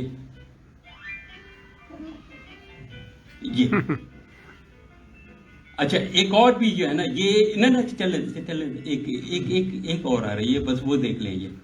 یہ ٹرین آ رہی ہے, اس کو بھی کہا جاتا ہے کہ یہ سب سے پہلا سین ہے جو ریکارڈ ہوا. ایک تو وہ فیکٹری سے نکلتے ہوئے, اور ایک یہ جو ہے یہ ٹرین کی آمد. اس کے لیے کہا جاتا ہے کہ جی جس وقت یہ اس کو دکھایا گیا تو لوگ جو ہے وہ اپنی سیٹ کے نیچے چلے گئے اور ڈر گئے وہ اس سین کو دیکھنے کے بعد, جو مجھے ویسے کہانی لگتی ہے. بہرحال تو یہ پھر اس کے بعد سے پھر لوگ جو ہے نا ایک دم نانوک آف دی نارتھ کے بعد جو ہے نا پھر بہت سارے لوگوں نے وہ آنے شروع ہوئے 1922 کے بعد, 1925 میں, پھر 27 میں, اور وہ سب چیزیں جو ہیں اس میں پھر نئے نئے تجربے ہونے لگے کہ کس طریقے سے وہ ہوتے ہیں. اب یوں سمجھیے کہ ایک روس کا, یورپ کا اور روس کا, ان کا ایک بالکل الگ انداز. وہاں پر آپ کو پتہ ہے کہ کمیونسٹ بالش وہ آ چکا تھا, اور وہ ساری چیزیں ان کے, اس کا انداز بالکل ڈفرینٹ تھا, اور یورپین وہ ذرا سے وہ مختلف تھے. وہ ذرا سا لگائیے گا اس کو, زیگا ورتو کی یہ ہے. اس نے یہ کرا کہ کوئی کامنٹری نہیں, کوئی کچھ نہیں, صرف کیمرہ آنکھ, مطلب اس نے اس کو آنکھ سمجھا, اور اس زیگا ورتو کی ہے, مین ود مووی کیمرہ. یہ 2014 کے اندر یہ ابھی انہوں نے اس کا ٹریلر بنایا ہے, رنگ وہ کلر وغیرہ بھی دیے ہیں, لیکن یہ ہے یہ رشیا کی ہے. صرف کیمرہ ادھر سے جا رہا ہے, ادھر جا رہا ہے, وہ کر رہا ہے, صرف حقائق کو دکھا رہا ہے. تو یہ ایک نیا تصور جو ہے اس میں پیدا ہوا کہ کس طریقے سے صرف آپ سامنے رکھیے, اور جو حقیقت آپ کے سامنے آ رہی ہے صرف وہ جو ہے نظر آنی چاہیے. یورپ کے اندر ہمیں اگلا سوال دیں گے کیا؟ ٹھیک ہے, آپ اس پہ ٹھیک ہے. جی طارق حمید جی, آج کل سوشل میڈیا کی موجودگی میں جیسے دوسرے پلیٹ فارم, ایک عصر حاضر میں اس کے کیا اثرات مرتب ہوئے ہیں ڈاکیومنٹری فلم کے حوالے سے, اس کی تخلیق اور تقسیم کے حوالے سے؟ میرا خیال ہے پہلا حصہ تو یہ ہے. دوسری بات کہ سماجی طور پہ اگر ہم دیکھیں تو کیا اثرات اوور آل اس کے حوالے سے مرتب ہوئے ہیں, کیونکہ اس کو منفی اور مثبت دونوں حوالوں سے آپ بات کیجیے گا. کیونکہ پرانے زمانے میں ہم دیکھتے ہیں آئین اکبری بھی تھا, آئین اکبری تھا جس میں شیر اور بکری ایک گھاٹ پانی پیتے تھے, تو ابوالفضل صاحب نے لکھی, اور اس کے حوالے سے جھوٹ سچ جو بھی اس میں ہے. اور آج کے حوالے سے دیکھیں تو عراق میں میس ڈسٹرکشن کے جو ویپنس تھے اس کے حوالے سے ڈاکیومنٹریز بنی اور سب کی, تو اس کے سماجی اثرات جو ہیں اس کے حوالے سے ہی بات کیجیے. تو آپ کس کے, سوشل میڈیا کے سماجی اثرات کے حوالے سے میں پہلے اس کے اوپر بات کرتا ہوں کہ یقیناً ڈاکومنٹری کا اسکوپ جو ہے اب میرا خیال ہے کہ اب زیادہ ہو چکا ہے اور بڑھ چکا ہے. لوگوں کے ہاتھ میں ساری وہ چیزیں موجود ہیں کہ جس کے لیے ہمارے 15-20 انجینئر پیچھے ہوتے تھے, اور اس کے بعد وہ چیز ہم وہ رزلٹ حاصل کرتے تھے. اب یہ آپ کے ہاتھ میں جو یہ ایک ٹیلی فون ہے، اس میں ہر وہ چیز موجود ہے کہ جس میں آپ ریکارڈ بھی کر سکتے ہیں، ایڈٹ بھی کر سکتے ہیں، آڈیو بھی آپ ریکارڈ کریں، اس میں مکسنگ بھی کریں، ایڈیٹنگ بھی کریں، ساری چیزیں یہ آسانی کے ساتھ، اور لوگ یہ لڑکے کر رہے ہیں، اس کا استعمال کر رہے ہیں. تو یہ اس لحاظ سے تو یہ ہے کہ اب اس کا منفی اور مثبت استعمال وہ آپ جانتے ہیں کہ وہ کس طریقے سے، اگر منفی استعمال ہے اور اس میں حقیقت نہیں ہے اور سچائی نہیں ہے، جو اس کی ڈاکومنٹری کی میں سمجھتا ہوں بنیاد ہے، اگر اس میں سچائی نہیں ہے تو اس کا مطلب ہے کہ وہ پھر منفی، آپ اس کو کہیں، اس کو پھر پروپیگنڈا کہہ لیں آپ اس کو، کہ جی وہ پھر پروپیگنڈا ہے، جیسے آپ اس کو کہہ سکتے ہیں. اب رہ گیا اس کے سماجی اور معاشرتی، اب اس میں سوشل میڈیا کے آنے کے بعد یہ تو اثرات ہو رہے ہیں، اور ہم تو خیر وہ جیسے تیسے گزر جائیں گے، لیکن جو اب ہمارے آنے والے جو بچے ہیں ان کے لیے بڑے مسائل ہوں گے اس میں. سچ اور جھوٹ اور وہ کا ایک تو تمیز کرنا، اور دوسری بہت ساری ایسی چیزیں کہ جو کبھی ہم نے مطلب انٹر اور بی ایس سی میں جا کے ہمیں پتہ چلی تھی، میں اب کیا مطلب ذکر کروں، اب وہ ہر بچے کے پاس، جاوید اقبال ابھی ذکر کر رہے تھے، 13 سال کی بچی جو ہے کس طریقے سے کسی باپ نے فون کیا اور وہ جو ہے وہ رو رہا تھا کہ جی وہ کس قسم کی سائٹس کو دیکھ رہی ہے، میں کیا کروں، یہ کروں. تو بھائی اب یہ ایسی چیز ہے، اس کے اچھے اثرات بھی ہیں اور برے بھی ہیں، جو اب یہ ہمارے والدین پہ اور ہم سب پہ وہ. میرا سوال یہ ہے کہ ایک صنف متعارف ہوئی ہے جسے ڈاکو ڈرامہ کہا جاتا ہے.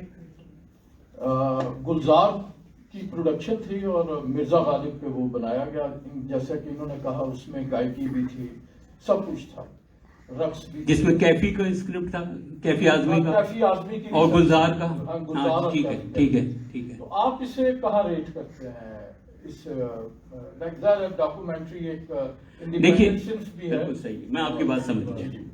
آپ ڈاکو ڈرامے کی بات کر رہے ہیں. ڈاکو ڈرامہ آپ یوں سمجھیے کہ یہ اسکرپٹ پڑھا جاتا تھا ڈرامے کا اور ریڈیو کے اوپر، اور وہ تاریخی، اور وہ پھر اس کے بعد جو ہے جب ٹیلی ویژن کا ظہور ہوا، سمجھیے کہ وہ اس میں ڈرامے وغیرہ، تو وہاں پر یہ استعمال کیا جانے لگا آہستہ آہستہ کر کے. تو مثلا محسن علی صاحب نے تعبیر کے نام سے ایک پارٹیشن کے اوپر وہ کی تھی، ڈرامہ سیریز کی تھی. اس میں سارے واقعات وہی تھے جو حقیقت تھے، لیکن انہوں نے کریکٹر ڈال دیے تھے اس کے اندر، سارے وہ اصل کریکٹر بھی تھے مطلب ان کے نام کے ساتھ. تو میں یہ سمجھتا ہوں کہ یہ ڈاکو ڈرامہ جو ہے وہ حقائق کے ساتھ ہو اور اس میں کردار جو ہیں وہ ادا کیے جائیں، تو وہ اس کو آپ کہہ سکتے ہیں کہ جی وہ ڈاکو ڈرامہ بن جاتا ہے. اب آپ آئیے غالب کے اوپر آپ بات کر رہے ہیں، غالب کا وہ اس کو آپ ڈاکو ڈرامہ تو کہہ لیں آپ اس کو چاہیں تو، اور چاہیں تو آپ اس کو ڈاکو فلم کہہ سکتے ہیں. یہ ہے جیسے ٹائٹینک ہے، ٹائٹینک بالکل حقیقت انہوں نے کر کے ساری چیزیں انہوں نے بتائی ہیں کہ کس طریقے سے یہ حادثہ ہوا ہوگا وہ، اور ساتھ ساتھ اس میں پیرلل اگر آپ دیکھیں تو اس میں ایک کہانی چل رہی ہے وہ اس کے اندر، جس کا ایک انجام ہے، ساری چیزیں اس کے اندر موجود ہیں. تو یہ اس طریقے سے پی ٹی وی نے بہت سے ڈاکو ڈرامے کیے، پناہ تھا اس میں، راشد مناز تھا، ہر جس نے شان حیدر لیا ان سب پہ بنایا گیا. تو یہ کرداروں کے ساتھ اگر آپ کوئی کسی سچے واقعے کو کرتے ہیں تو ڈاکو ڈرامہ کہلائے گا. جی اچھا، بلال صاحب کی اچھا اور اس سے پہلے میں ایک چیز اور بتا دوں، ہمارا اس کے بعد ہمارا جو پروگرام ہونا ہے اس کے بارے میں تھوڑا سا ذکر کر دوں. ہماری اگلی محفل جو ہوگی وہ تھوڑی ہٹ کر ہوگی. وہ اس طرح کہ ہم لوگ ایک ریڈنگ ایونٹ کر رہے ہیں جو نوجوانوں کے لیے، یوتھ وائس کے نام سے. اور ہماری خواہش یہ ہے، ہماری کوشش یہ ہے کہ اس میں جو نوجوان ہیں 13 سال سے لے کر 25 سال تک کے لڑکے لڑکیاں جو بھی وہ اپنا کچھ آگے اپنی اوریجنل کچھ بھی آگے پیش کریں، چاہے وہ نثر ہو، نظم ہو، جو بھی وہ چاہیں وہ. تو ہم لوگ اس کا اعلان کریں گے جلد. اور آپ لوگوں سے گزارش ہے کہ آپ لوگوں کے آس پاس گھر میں آس پاس جانے والے جہاں بھی جو بچے ہیں جو اس میں شریک ہونا چاہتے ہیں یا ان کو وہ لکھتے ہیں یا وہ لکھ سکتے ہیں، ان کو بھی لائیے اور ان کو ان سے کہیے کہ اس میں شامل شریک ہوں، اس میں کچھ آگے پیش کریں. اور اگر نہیں بھی لکھ رہے ہیں تو کم سے کم آئیں ضرور. اس سے زیادہ بہت فرق پڑتا ہے، وہ آئیں گے اور سنیں گے، ہو سکتا ہے اگلی دفعہ کچھ ان کو بھی تحریک ملے. تو اس طرح ہم اعلان کریں گے جلد انشاءاللہ. جی ناظم صاحب آپ سے ایک سوال میں 2 سوال ہیں. ایک تو یہ کہ آپ نے کتنی کمنٹریز بنائی ہیں ریڈیو ٹیلی ویژن کے بھی، پاکستان ٹیلی ویژن کے. دوسری، کیا آپ کو کہیں اس پر انعام ملا؟ دیکھیے جناب، میں نے کی گئی جی دیکھیے اپنا ایک وہ لے کر آیا ہوں اساس، اگر میں آپ کو دکھا سکا ممکن ہو سکا. میرا طریقہ کار یہ ہوتا تھا کہ ہر جو بھی ریکارڈنگ ہوتی تھی میں اس کو لکھ لیا کرتا تھا کہ کیا ٹیپ نمبر ہے، کون لوگ آئے، کیا ساری چیزیں، وہ ساری چیزیں میرے پاس ہوتی تھی. ایک دن میں نے اس کی جب گنتی کی، اور ویسے بھی کتاب کے لیے بھی میں جب وہ کر رہا تھا، یہ میری یہ جو ہے یہ کتاب جس وقت میں 2019 میں یہ مکمل ہوئی، اور اس میں تو میں نے دیکھا کہ چھوٹی بڑی ساری ڈاکومنٹریز ملا کے میں نے 100 کے قریب ڈاکومنٹریز کی پاکستان ٹیلی ویژن کے لیے 100 ڈاکومنٹریز کی. اور یہاں آنے کے بعد میں کر رہا ہوں، بس چل رہا ہے، اس کی کوئی ایسی میں نے کوئی خاص گنتی نہیں کی. دوسرا سوال کیا تھا ہاشم آپ کا؟ ایوارڈ ملا؟ ایوارڈ مجھے ملا تھا 1988 میں Sydney Asia Pacific broadcasting union کا بیسٹ ڈاکومنٹری کا ایوارڈ ملا تھا مجھے. اور جس میں صرف میں نہیں، مجھ سے پہلے عبید اللہ بیگ لے چکے تھے، جو میرے لیے بڑا اعزاز ہے، انہوں نے لیا تھا، اور میں نے اس کے بعد لیا تھا. لیکن وہ ایوارڈ لینے میں نہیں گیا تھا، وہ ایوارڈ لینے میرے ایم ڈی صاحب گئے تھے، حمید قریشی صاحب ان کا نام تھا، اور انہوں نے جا کے وہ ایوارڈ لیا تھا. اس میں یہ 32 ملک تھے ایشیا پیسیفک کے جن کے درمیان یہ مقابلہ تھا.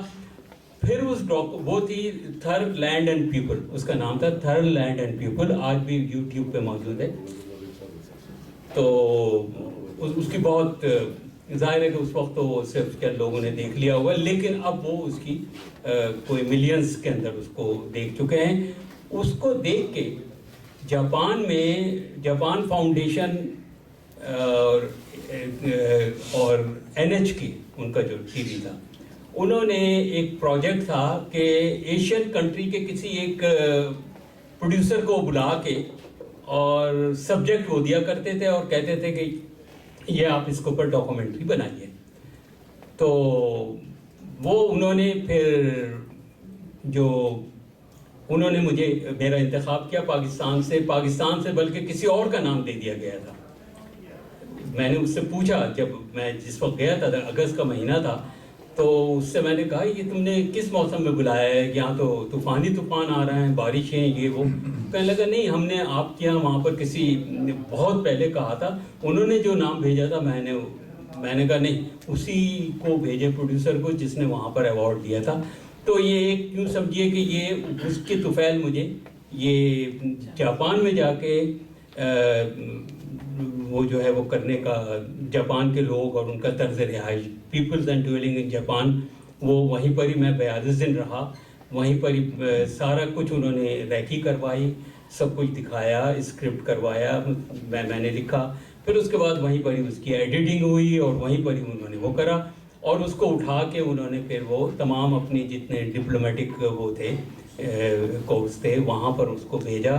اور اس ڈاکومنٹری کی بنانے کے دوران ایک خوبی اس کی یہ بھی تھی کہ مجھ پہ خود بھی ایک ڈاکومنٹری بن رہی تھی کہ میں کیسے کام کر رہا ہوں، کروا رہا ہوں ان لوگوں سے جاپان میں. اچھا میں تفصیل میں نہیں آؤں گا، صرف میں یہ کہوں گا کہ آپ لوگ جو جاپان کے حوالے سے جو ناظم صاحب نے کہا وہ پڑھیے گا ضرور کتاب میں، وہ اس سے آپ لوگوں کو جاپان کے بارے میں کچھ نئی چیزیں پتہ چلیں گی جس کا شاید ان لوگوں کو اندازہ نہیں. بلال صاحب.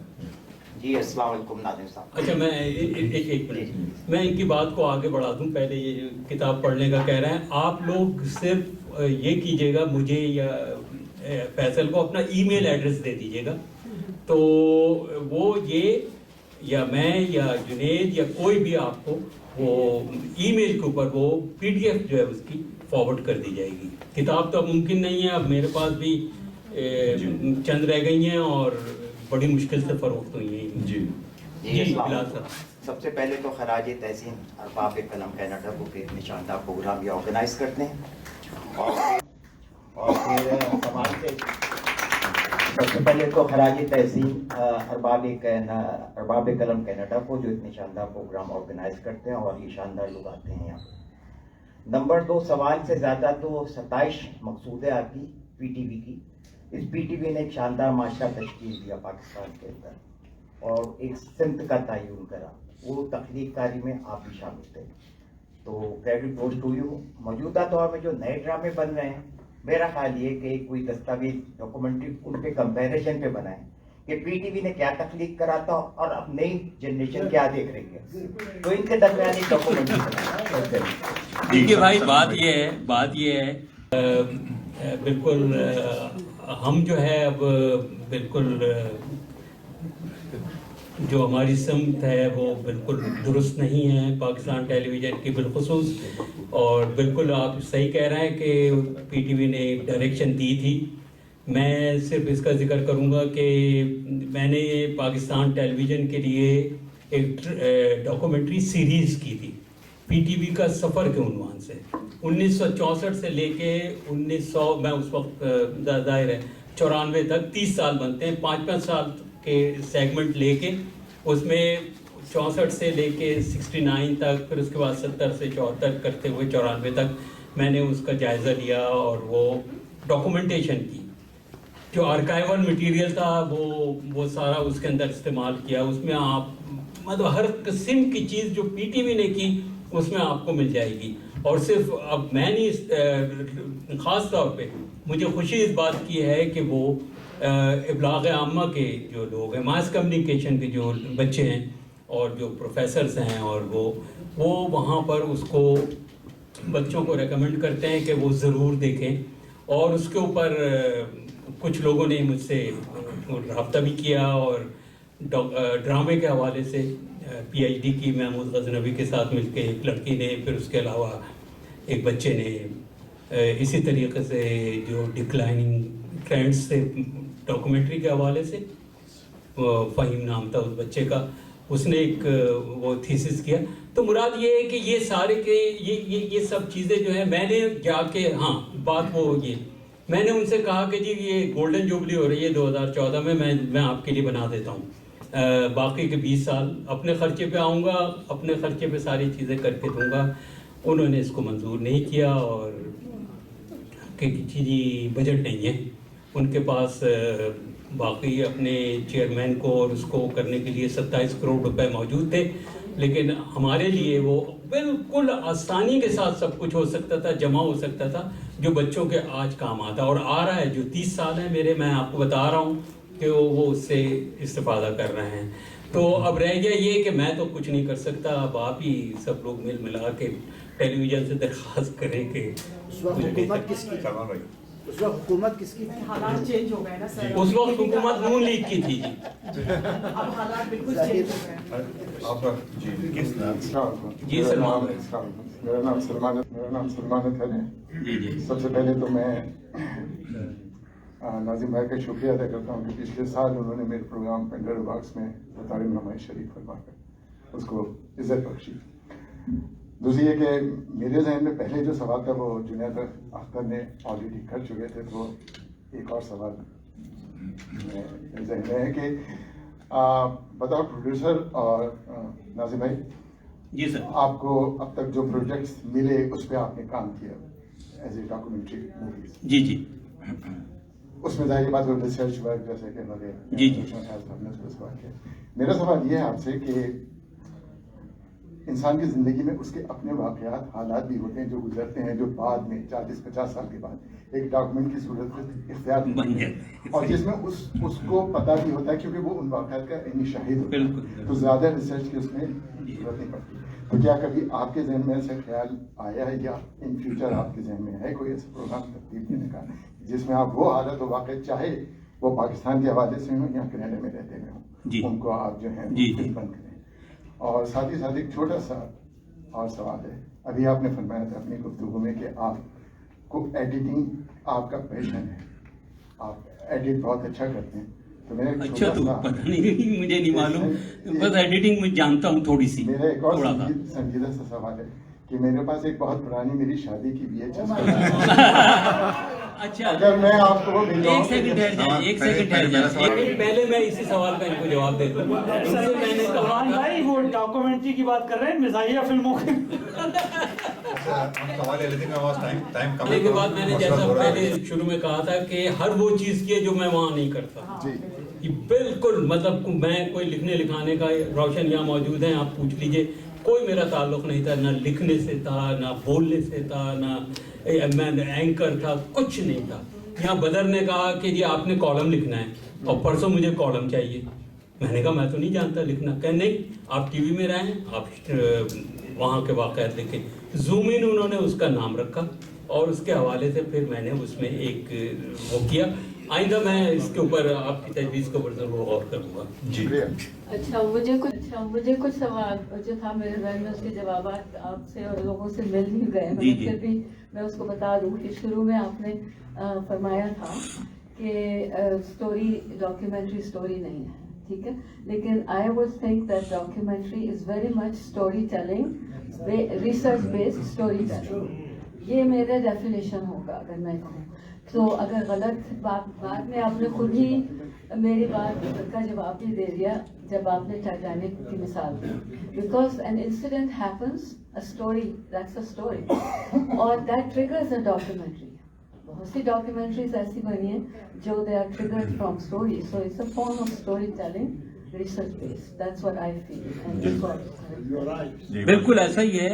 ये जो हकीकी वाक़या अगर कोई हो गया और ऐसा कि जो इंसान के ज़िंदगी के ऊपर, लोगों की ज़िंदगी के ऊपर जिसने असर डाला, 9/11 का जब वाक़या हुआ तो उसके ऊपर एक डायरेक्टर ने बाकायदा तौर के ऊपर एक बाजीगर ने दोनों बिल्डिंग के दरमियान तार के ऊपर चल के एक बिल्डिंग से दूसरी बिल्डिंग तक हो गया था।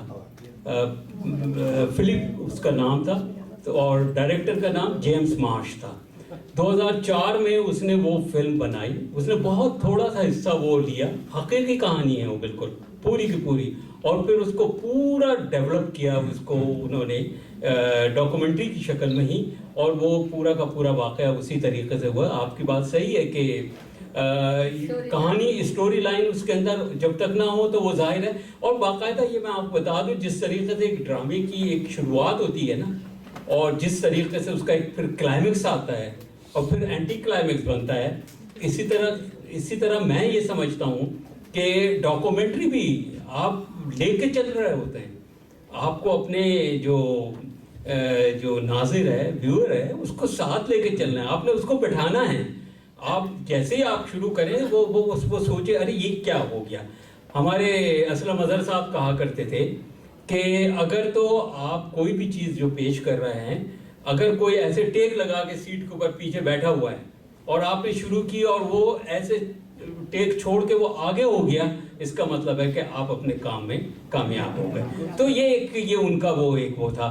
तो ये बिल्कुल, और इसमें डॉक्यूमेंट्री में भी इसी तरीके से सारी चीज़ें जो हैं स्टेप बाय स्टेप आगे जाती है। इसका क्लाइमेक्स बनता है, एंटी क्लाइमेक्स बनता है, वो सारी चीज़ें आपने आजकल देखा होगा। ये अभी हमीद भी जिक्र कर रहे थे इसका कि हमारे जितने भी वीडियोस आती हैं पॉडकास्ट ख़ास तौर पे, उसमें क्या होता है, शुरू के अंदर वो जो उसकी जो क्लिप्स होते हैं छोटे छोटे, जो बड़े इंपॉर्टेंट वो समझते हैं कि हाँ इसकी कैची हैं, वो वहाँ लगा देते हैं वो, और उसको लगा के और उसके बाद वो फिर उसको आगे जाके उसको नरेट करना शुरू करते हैं। अब वो क्या है, उन्होंने बैठा दिया अपने व्यूअर को जो है वहाँ पर, उसको कहा कि ये चीज़ें आप आगे जाके देखेंगे, लिहाजा आप ये वो करें। اچھا میں کیونکہ اپنے ٹی وی کے زمانے کا ہوں اور وہ میرے نزدیک ذرا ٹائٹل جو ہے بڑی امپورٹنٹ چیز ہوتی ہے، میں ٹائٹل پہ زور دیتا ہوں. میرا ٹائٹل جو ہے وہ ہمیشہ ایسا ہوتا ہے کہ جو جس میں یہ کوشش ہوتی ہے میری کہ وہ لوگوں کو بٹھائے اور وہ لوگوں کو ٹائٹل میں آدھی کہانی سمجھ میں آ جائے وہ اس کو، کہ جیسے let's explore Pakistan in 4.5 minute, یہ اس کا ٹائٹل تھا. یا یہ میں نے اپنی کتاب کا نام بھی رکھا ہے، تو اس کے اندر ساری چیزیں اگر آپ دیکھ لیں، ڈاکومنٹری تاریخ و ارتقا، پھر نیچے دے دیا انٹرنیشنل پاکستان. آپ کی سمجھ میں آ گیا یہ دیکھ کے کہ میں نے اس میں کیا بات کی ہوگی. تو اسی طریقے سے میں تو اسی حساب سے پرانے زمانے کا ٹیلی ویژن کا آدمی ہوں، تو ٹائٹل بھی بناتا ہوں، کلوزنگ بھی رکھتا ہوں، یہ ساری چیزیں ہوتی ہیں. لیکن جو لوگ یہ کرتے ہیں اس طریقے سے وہ بھی ٹھیک ہی کرتے ہیں. جی شباب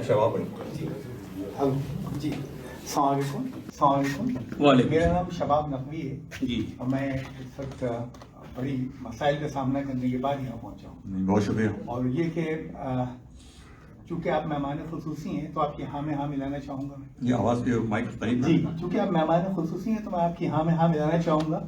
آج ایک بڑا اچھا جملہ آپ کی طرف سے سننے کو ملا جو کہ آج کی زندگی آج کا جملہ آج کا حاصل ہے میں سمجھتا ہوں. وہ یہ کہ ڈرامہ آپ کی یادداشت سے نکل جاتا ہے لیکن ڈاکومنٹری رہ جاتی ہے. اس کی وضاحت میرے ذہن میں کافی دیر سے میں سوچ رہا تھا اس کی کیا وضاحت ہو سکتی ہے. تو اس کی وضاحت میرے خیال میں کچھ یہ ہو سکتی ہے کہ ڈرامہ بنیادی طور پہ جھوٹ ہوتا ہے، fiction of your imagination, figment of your imagination, اور ڈاکومنٹری ایک سچ ہوتا ہے. تو سچ رہ جاتا ہے، جھوٹ ذہن سے نکل جاتا ہے. میرے ذہن میں اس کی وضاحت تو یہ ہے. اچھا دوسری اور بات یہ کہ آپ نے کہا کہ آپ ایڈیٹنگ میں بہت عرصے سے ہیں اور this is something that is close to your heart. میرا ذاتی خیال یہ ہے کہ یہ جملہ بہرحال ایک آرٹسٹ کی طرف سے آیا ہے. آپ ایک فنکار ہیں اور آپ کی زندگی ہمیشہ اسی فن میں گزری ہے. تو بطور فنکار آپ نے بہت سارے فن پارے جو ہیں وہ تخلیق کیے ہوں گے یقیناً، اور آپ ان کی ماں کی طرح ہوں گے. تو کوئی نہ کوئی ایک ایسی چیز ضرور ہوگی جو آپ کے دل کے قریب ہے. تو کیا کوئی ایسی چیز ہے جو آپ نے اس پہ کام کیا وہ زندگی بھر آپ کے دل کے قریب رہے، اور اگر آپ وہ دل کے قریب اتنی ہے تو اس کی وجوہات کیا ہیں؟ جی دیکھیے، سب سے اب جو جا کے آپ جب وقت گزر جاتا ہے اور اس کے بعد ہوتا ہے آپ کے بچے ہوتے ہیں، آپ کے ایک چھوٹا بچہ ہے، ایک منجلا ہے، ایک یہ ہے، تو ان میں کہیں نہ کہیں کوئی جا کے آپ کو بہت زیادہ اس سے چاہت ہوتی ہے اور اس سے وہ ہوتا ہے. اسی طریقے سے سب سے زیادہ میرے دل کے قریب ہے وہ ایک کتاب ہے جس کی انہوں نے مجھے کوئی اجازت نہیں دی ہے بات کرنے کے لیے. خیر بہرحال یہ میرے لیے ہے. میں اس کے متعلق آپ کو بتا دوں کہ یہ اس کے اوپر میں نے 3 سال لگائے اور یہاں بیٹھ کے اس کو لکھا. 2 دفعہ میں پاکستان گیا، وہاں سے مٹیریل جمع کیا، اور صرف یہ اس لیے مجھے اس کا خیال آیا کہ میں ابھی اس پوزیشن میں ہوں کہ ٹیلی ویژن میں سب مجھے جانتے ہیں، میں ہر اسٹیشن پہ جا سکتا ہوں، سب مجھ سے کوآپریٹ کریں گے. اور کیا لوگوں نے، ایسا نہیں ہے. آپ اس کتاب کو جب آپ پڑھیں گے، ای میل ایڈریس دیجیے گا ان کو، تو آپ کو پتہ چلے گا کہ سب نے میرے ساتھ کوآپریٹ کیا سوائے ISPR کے. تو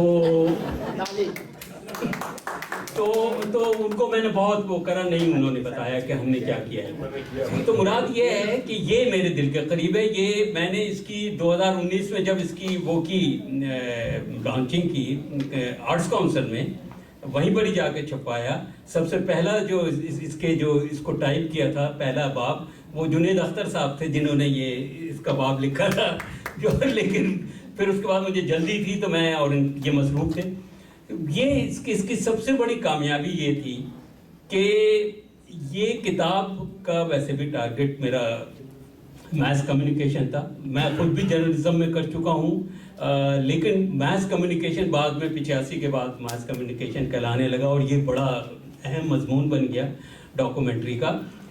وہ جو تصویر ایک تھی جس میں ہمارے بڑے بڑے اکابرین موجود تھے آرٹس کونسل کے، اس میں نثار احمد زبیری ہمارے پروفیسر، اور پھر اس کے بعد مہتاب چننا اور VC، یہ وہ تصویر فیس بک پہ گئی.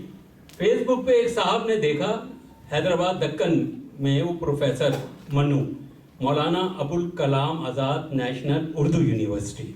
مجھے تو میں خود حیران رہ گیا کہ اچھا اردو میں وہاں پر उन्होंने कहीं से मुझसे ईमेल ये वो करते हुए रब्ता किया और फिर उन्होंने ये किताब मंगवाई, बड़ी मुश्किल से मैंने उन तक पहुंचाई है। उसके बाद उस किताब को उन्होंने अपने निसाब में शामिल कर लिया। मैं इम्तिहान दिए जा रहे हैं उसमें। फिर उसके अलावा ये कि कराची यूनिवर्सिटी मैं गया, वहाँ पर जो असातिज़ा और तलबा से मेरी गुफ्तगू हुई, उन्होंने इसको एज ए रेफरेंस बुक उन्होंने रखा, वफाकी उर्दू यूनिवर्सिटी ने रखा, उसके अलावा और भी बहुत सारे इदारों ने फिर ये किताब मंगवाई और क्या करते हैं ये मुझे नहीं मालूम। मैंने सबको ये किताब जो है फिर बाद में गिफ्ट के तौर के ऊपर भेजी और ये मेरे सबसे दूसरी जो है आप इसमें आए, वो मैंने अभी जैसे जिक्र किया पीटीवी का सफ़र, उसके बेशुमार मतलब वो जो है अब मतलब YouTube तो सब कुछ बता देता है ना कि कितने लोगों ने देखा कितने लोगों ने नहीं देखा, क्या कमेंट्स आ रहे हैं, क्या वो सारी चीज़ें। तो वो मास कम्युनिकेशन के जो तलबा देखते हैं वो राब्ता करते हैं आज भी मुझसे, और वो ईमेल के थ्रू और व्हाट्सएप के थ्रू और वो सब कुछ। तो एक वो पीटीवी का सफ़र मैं समझता हूँ। इस किताब में मैंने डीएफपी का नाम आप सब ने सुना होगा कि जी वो डीएफपी फिल्में बनाती थी पाकिस्तान के अंदर, शुरू के अंदर पाकिस्तान का तस्वीरी खबरनामा देखिए और ये सब चीज़ें वो होती थी। हम बड़े शौक से सिनेमा के अंदर वो हिस्सा हमें बहुत पसंद था फिल्म के अलावा। तो कहीं मटेरियल नहीं था उसका, मैंने पूरी कोशिश की, नहीं मिला। फिर उसके बाद ख़ुद मैंने राब्ता किया, खैर वो एक अच्छी वो थी प्रोफेसर, वो वहाँ पर इंफॉर्मेशन ऑफिसर, उन्होंने वो सारी चीज़ें जो है उन्होंने बहुत अच्छे तरीके से प्रोवाइड की। ये वाहिद किताब है जिसमें आपको टीएफपी की तारीख मिल जाएगी कि वो कैसे बना है। बहुत सारी चीज़ें आपको इसमें बिल्कुल नई मिलेंगी। बस मेरी बात खत्म हो गई। ये आपको अमेज़न में भी देना चाहिए, ये भेजनी चाहिए। मैंने बड़ी कोशिश की जी, वहाँ वो पता नहीं उर्दू में लेते हैं नहीं लेते, वो फील्ड नहीं है वो, क्योंकि तो जी सिकंदर भाई जी तारिक भाई जी अस्सलाम वालेकुम। वालेकुम सलाम। तारिक बाबरी है। मैं काफ़ी देर से सुन रहा हूँ लेकिन मुझे आइडिया नहीं हो सका कि अगर कोई डॉक्यूमेंट्री बनानी हो, लेट्स से कि आपको अभी कोई 10 मिनट की डॉक्यूमेंट्री बनानी हो, तो आप उसकी कॉस्ट एस्टिमेशन कैसे करेंगे? कोई भी आपके पास सब्जेक्ट के ऊपर डिपेंड करता है तारिक साहब, थोड़ा सा डिटेल्स बताइए। नहीं देखिए, इसमें सब्जेक्ट के ऊपर डिपेंड करता है। आप सब्जेक्ट चूज करेंगे ना। मिसाल के तौर पे मुझे बायोपिक बनानी है, मतलब ये इसी की एक किस्म है जो शख्सियत के ऊपर होता है। फैसल पे बनानी है, फैसल एक इंजीनियर है, फैसल अरबाब कलम चलाते हैं, ये मैं इनसे बात करूंगा, इनकी सारी चीज़ें इनकी जमा करूंगा, फिर मैं ये देखूंगा कि ये कहाँ जाते हैं, क्या करते हैं, कैसे करते हैं, वो सारी चीज़ें मैं खुद ब खुद मेरे पास आती। कोई भी चीज़ जो आप मौजू सबसे ज़्यादा इम्पोर्टेंट है, उसके इर्द गिर्द फिर जो है वो आपके अखराजात, आपका तरीक़ा, क्या क्या करेंगे और कैसे होगा, वो सारी चीज़ें उसके बाद आती हैं। अब मसलन जैसे मैंने आपसे जिक्र किया ना कि ट्रेवलॉग आजकल बहुत पॉपुलर है, आप जाया रहे हैं कई बार, आप ये हमारे बैठे हुए हैं आमिर अख्तर साहब, ये जाते हैं आप कहीं भी अपने तो वो टोरंटो में चले गए, किसी कैफे के सामने चले गए, वहाँ खड़े होकर तस्वीरें ले ली, कर ली। एक इनका ये शौक़ है और ये उसके मुतालिक बता देते हैं कि ये कैसे होगा। इसी तरीके से ये उसको डॉक्यूमेंट्री की शक्ल दे दें, जाएँ जाके वो बनाएं। तो ये उसमें लाजमी है कि मौजू जब तक आप उसको खुद सोचेंगे, खुद देखेंगे और सोच लीजिए। वैसे आजकल सस्ता ही है मामला, कोई ज़्यादा महंगा नहीं है। जी अमान भाई। जी अमान सिद्दीकी जी आजकल माहौलियात पे लाखों डॉक्यूमेंट्री यूट्यूब पर जगह मिलती है, तो आपने बनाई कि नहीं बनाई कोई आज तक? और आपको मैं मशवरा दूंगा, बनाइए। उसकी वजह यह है कि माहौलियात का मजहबी रुझानात, माहौलियात से मजहबी रुझानात और माशरती रुझानात का बराह रास्त ताल्लुक, लेकिन मुझे कोई नज़र नहीं आती। लोगों ने इस पर बनाई नहीं है मजहब के हवाले से, तो वो तो बस वो लेक्चर दे रहे होते बैठकर। कोई डॉक्यूमेंट्री ऐसी नहीं है जो विजुअल और डायनेमिक जो होती है। ये मेरा मशवरा था जी। माहौलियात के ऊपर तो मेरे उस्ताद मोहतरम उबैदुल्ला बेग साहब ने इतना काम किया कि मेरा ख्याल है उनसे ज़्यादा پاکستان ٹیلی ویژن میں اور پاکستان میں کسی نے نہیں کیا ہوگا. ان کی کوئی تقریباً 300 کے قریب لگ بھگ ہیں. IUCN میں بھی انہوں نے کام کیا. عبید اللہ بیگ صاحب سیلانی کے ساتھ بڑا ان کا مشہور و معروف پروگرام آپ نے دیکھا ہوگا. اب رہ گیا یہ کہ ماحولیات کے مناسبت سے بالکل ایک بڑا اچھا سبجیکٹ ہے اور یہ اس کے اوپر بات کرتے ہیں سب لوگ, لیکن اس پہ ہونا چاہیے پروگرام, میں یہ نہیں کہتا. اور اس پہ کیونکہ باقی اور جگہ پہ اتنی بات ہو رہی ہے کہ میں نہیں سمجھتا کہ ماحولیات ایسا سبجیکٹ ہے کہ جس کے اوپر لوگ نہیں وہ کر رہے ہیں. سبھی گلوبل وارمنگ کی بات کر رہے ہوتے ہیں. خاص مشورہ یہ تھا کہ کیونکہ آپ ایک خاص معاشرے سے اور مذہبی اس سے تعلق رکھتے ہیں, وہ عنصر آنا چاہیے. جی ضرور آپ کا بالکل آپ. اچھا میں ناظم صاحب اس سے پہلے کہ آپ افتخار حیدر صاحب کے بارے میں بات کریں. اچھا جنید پہلے. ناظم بھائی. جی سر. ابھی مجھ سے کسی نے کہا کہ میں پوچھوں یہ جو آپ نے PTV میں اتنا عرصہ گزارا, کیا آپ پہ کبھی کوئی ایسا وقت آیا کہ کوئی چیز جو آپ ناظرین کو دکھانا چاہ رہے ہوں اور آپ کو نہ دکھانے دی گئی ہو کسی بھی وجہ سے, XY ریزن کی وجہ سے, تو کچھ ایسا تھا کبھی ہوا؟ دیکھیے ہمیں اپنے کام کرنے کے دائرے کا ہمیں پتا تھا کہ ہم نے کیا کرنا ہے کیا نہیں کرنا. اس سے باہر ہم کچھ نہیں کر سکتے تھے. اس میں ظاہر ہے کہ ضیاء الحق صاحب کا زمانہ, ہم بھٹو صاحب کے زمانے سے ہم نے شروع کیا اور اس کے بعد ضیاء الحق صاحب کا زمانہ آیا, پھر اس کے بعد ایسی جمہوری حکومتیں آتی گئیں. تو ایسا اتنی زیادہ وہ نہیں تھی, خود ہم نے اپنے طور پر کام کیا اور ہمیں کوئی اس طریقے سے کم مجھے تو کوئی ایسا وہ نہیں ہوا. ہاں البتہ جب میں دینی پروگرام کرتا تھا تو وہاں پر فرمائشیں آتی تھی مولویوں کی کہ جی مولوی صاحب کو آپ اپنے پروگرام تفہیم دین میں بٹھا لیجئے, اور وہ کچھ ایسے بھی آتے تھے سفارش پہ کہ وہ کہتے تھے کہ آپ جیسا کہیں گے ہم کہہ دیں گے. آپ بالکل نہیں ایسا ہوا ہے. یہ کچھ اداکاروں کی سفارش آ گئی, کوئی ایسی یوتھ کی آ گئی, تو ایسا ٹھیک ہے, کوئی ایسا خاص ہو نہیں رہا. ہمیں معلوم تھا کہ ہمارا کیا دائرہ ہے. اچھا میں آپ سے ایک دو چیزیں پوچھوں گا جس کا مختصر جواب اگر آپ سے درخواست کروں گا. ان کی پہلی چیز یہ کہ جو آپ نے اپنی کتاب میں ذکر کیا ہے ڈاکیومنٹری میں حیرت کے پہلو, آپ نے تھوڑا سا اس کا ایک ہنٹ دیا بھی تھا.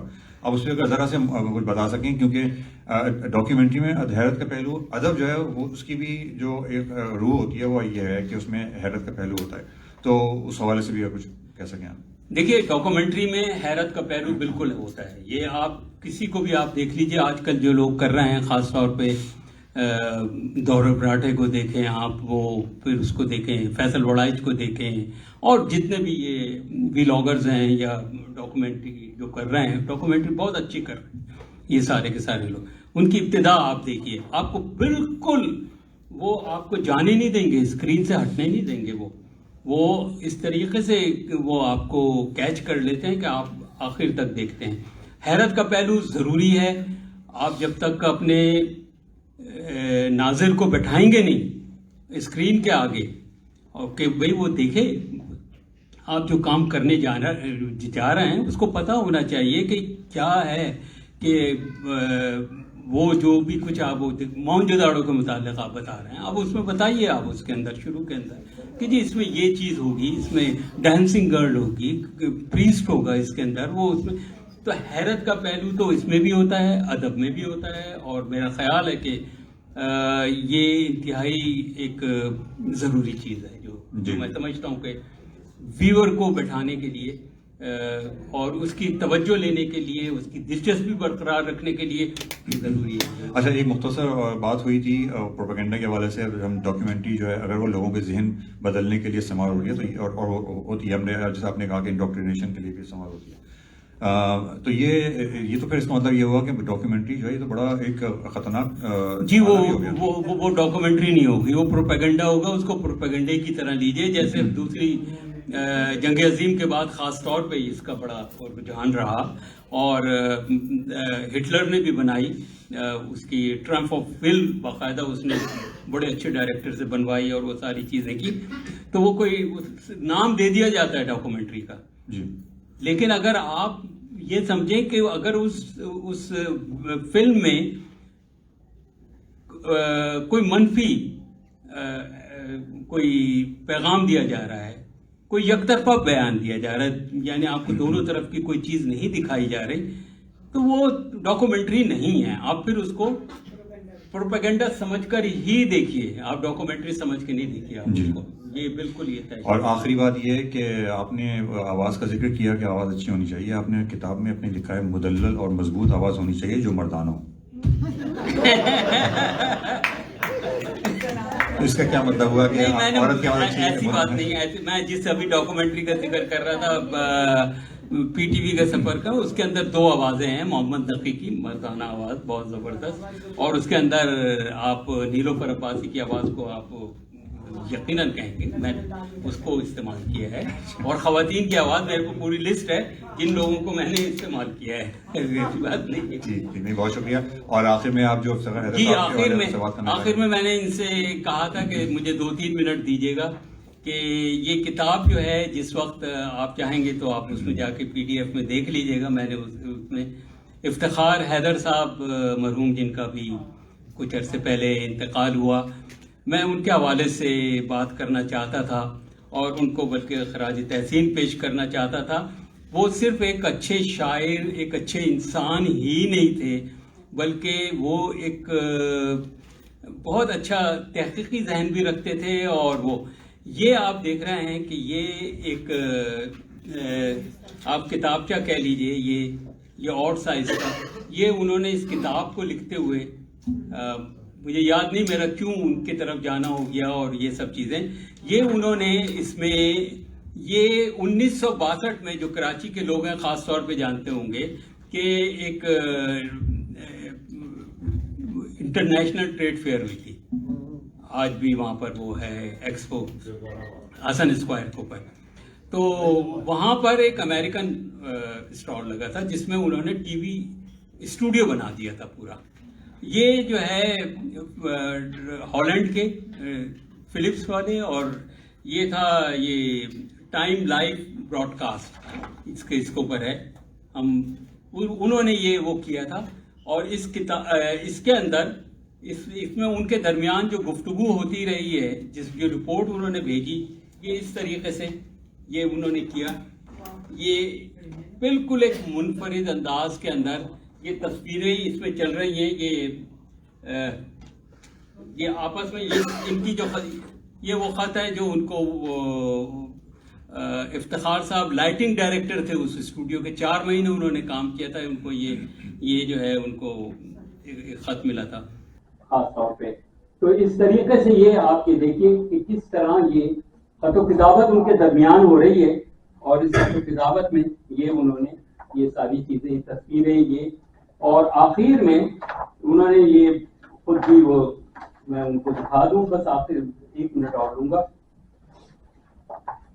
ये इफ्तिखार हैदर साहब हैं जो ये खड़े हुए हैं, डायरेक्टर थे ये उस वक्त उस स्टूडियो में जो काम कर रहे थे।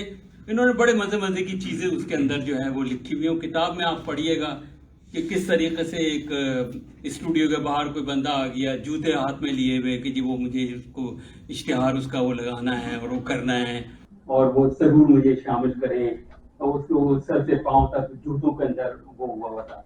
इसमें बस आखिर में एक तस्वीर का मैं ये क्रेडिट्स हैं जो उसके अंदर उन्होंने दिए, और ये एक तस्वीर है जो उस किताब में आपको मिल जाएगी। ये सुहेल राना साहब है ये इसके अंदर, ये मेरे ख्याल में खुद उनको भी नहीं पता होगा ये सुहेल राना साहब को। ये इफ्तिखार हैदर साहब ने मुझे बताया, ये उस वक्त वहाँ म्यूजिक उन्होंने कंपोज की थी। ये इफ्तिखार हैदर साहब हैं, ये इसमें अगर आप देख सकें तो बाकी ये इस किताब में आप देख लेंगे। आखिर में मैं आप सब लोगों का बहुत शुक्रिया अदा करता हूँ कि आप लोगों ने मुझे बर्दाश्त किया। मैं आपके और आपके इदारे का बहुत शुक्रिया अदा करता हूँ। बहुत शुक्रिया।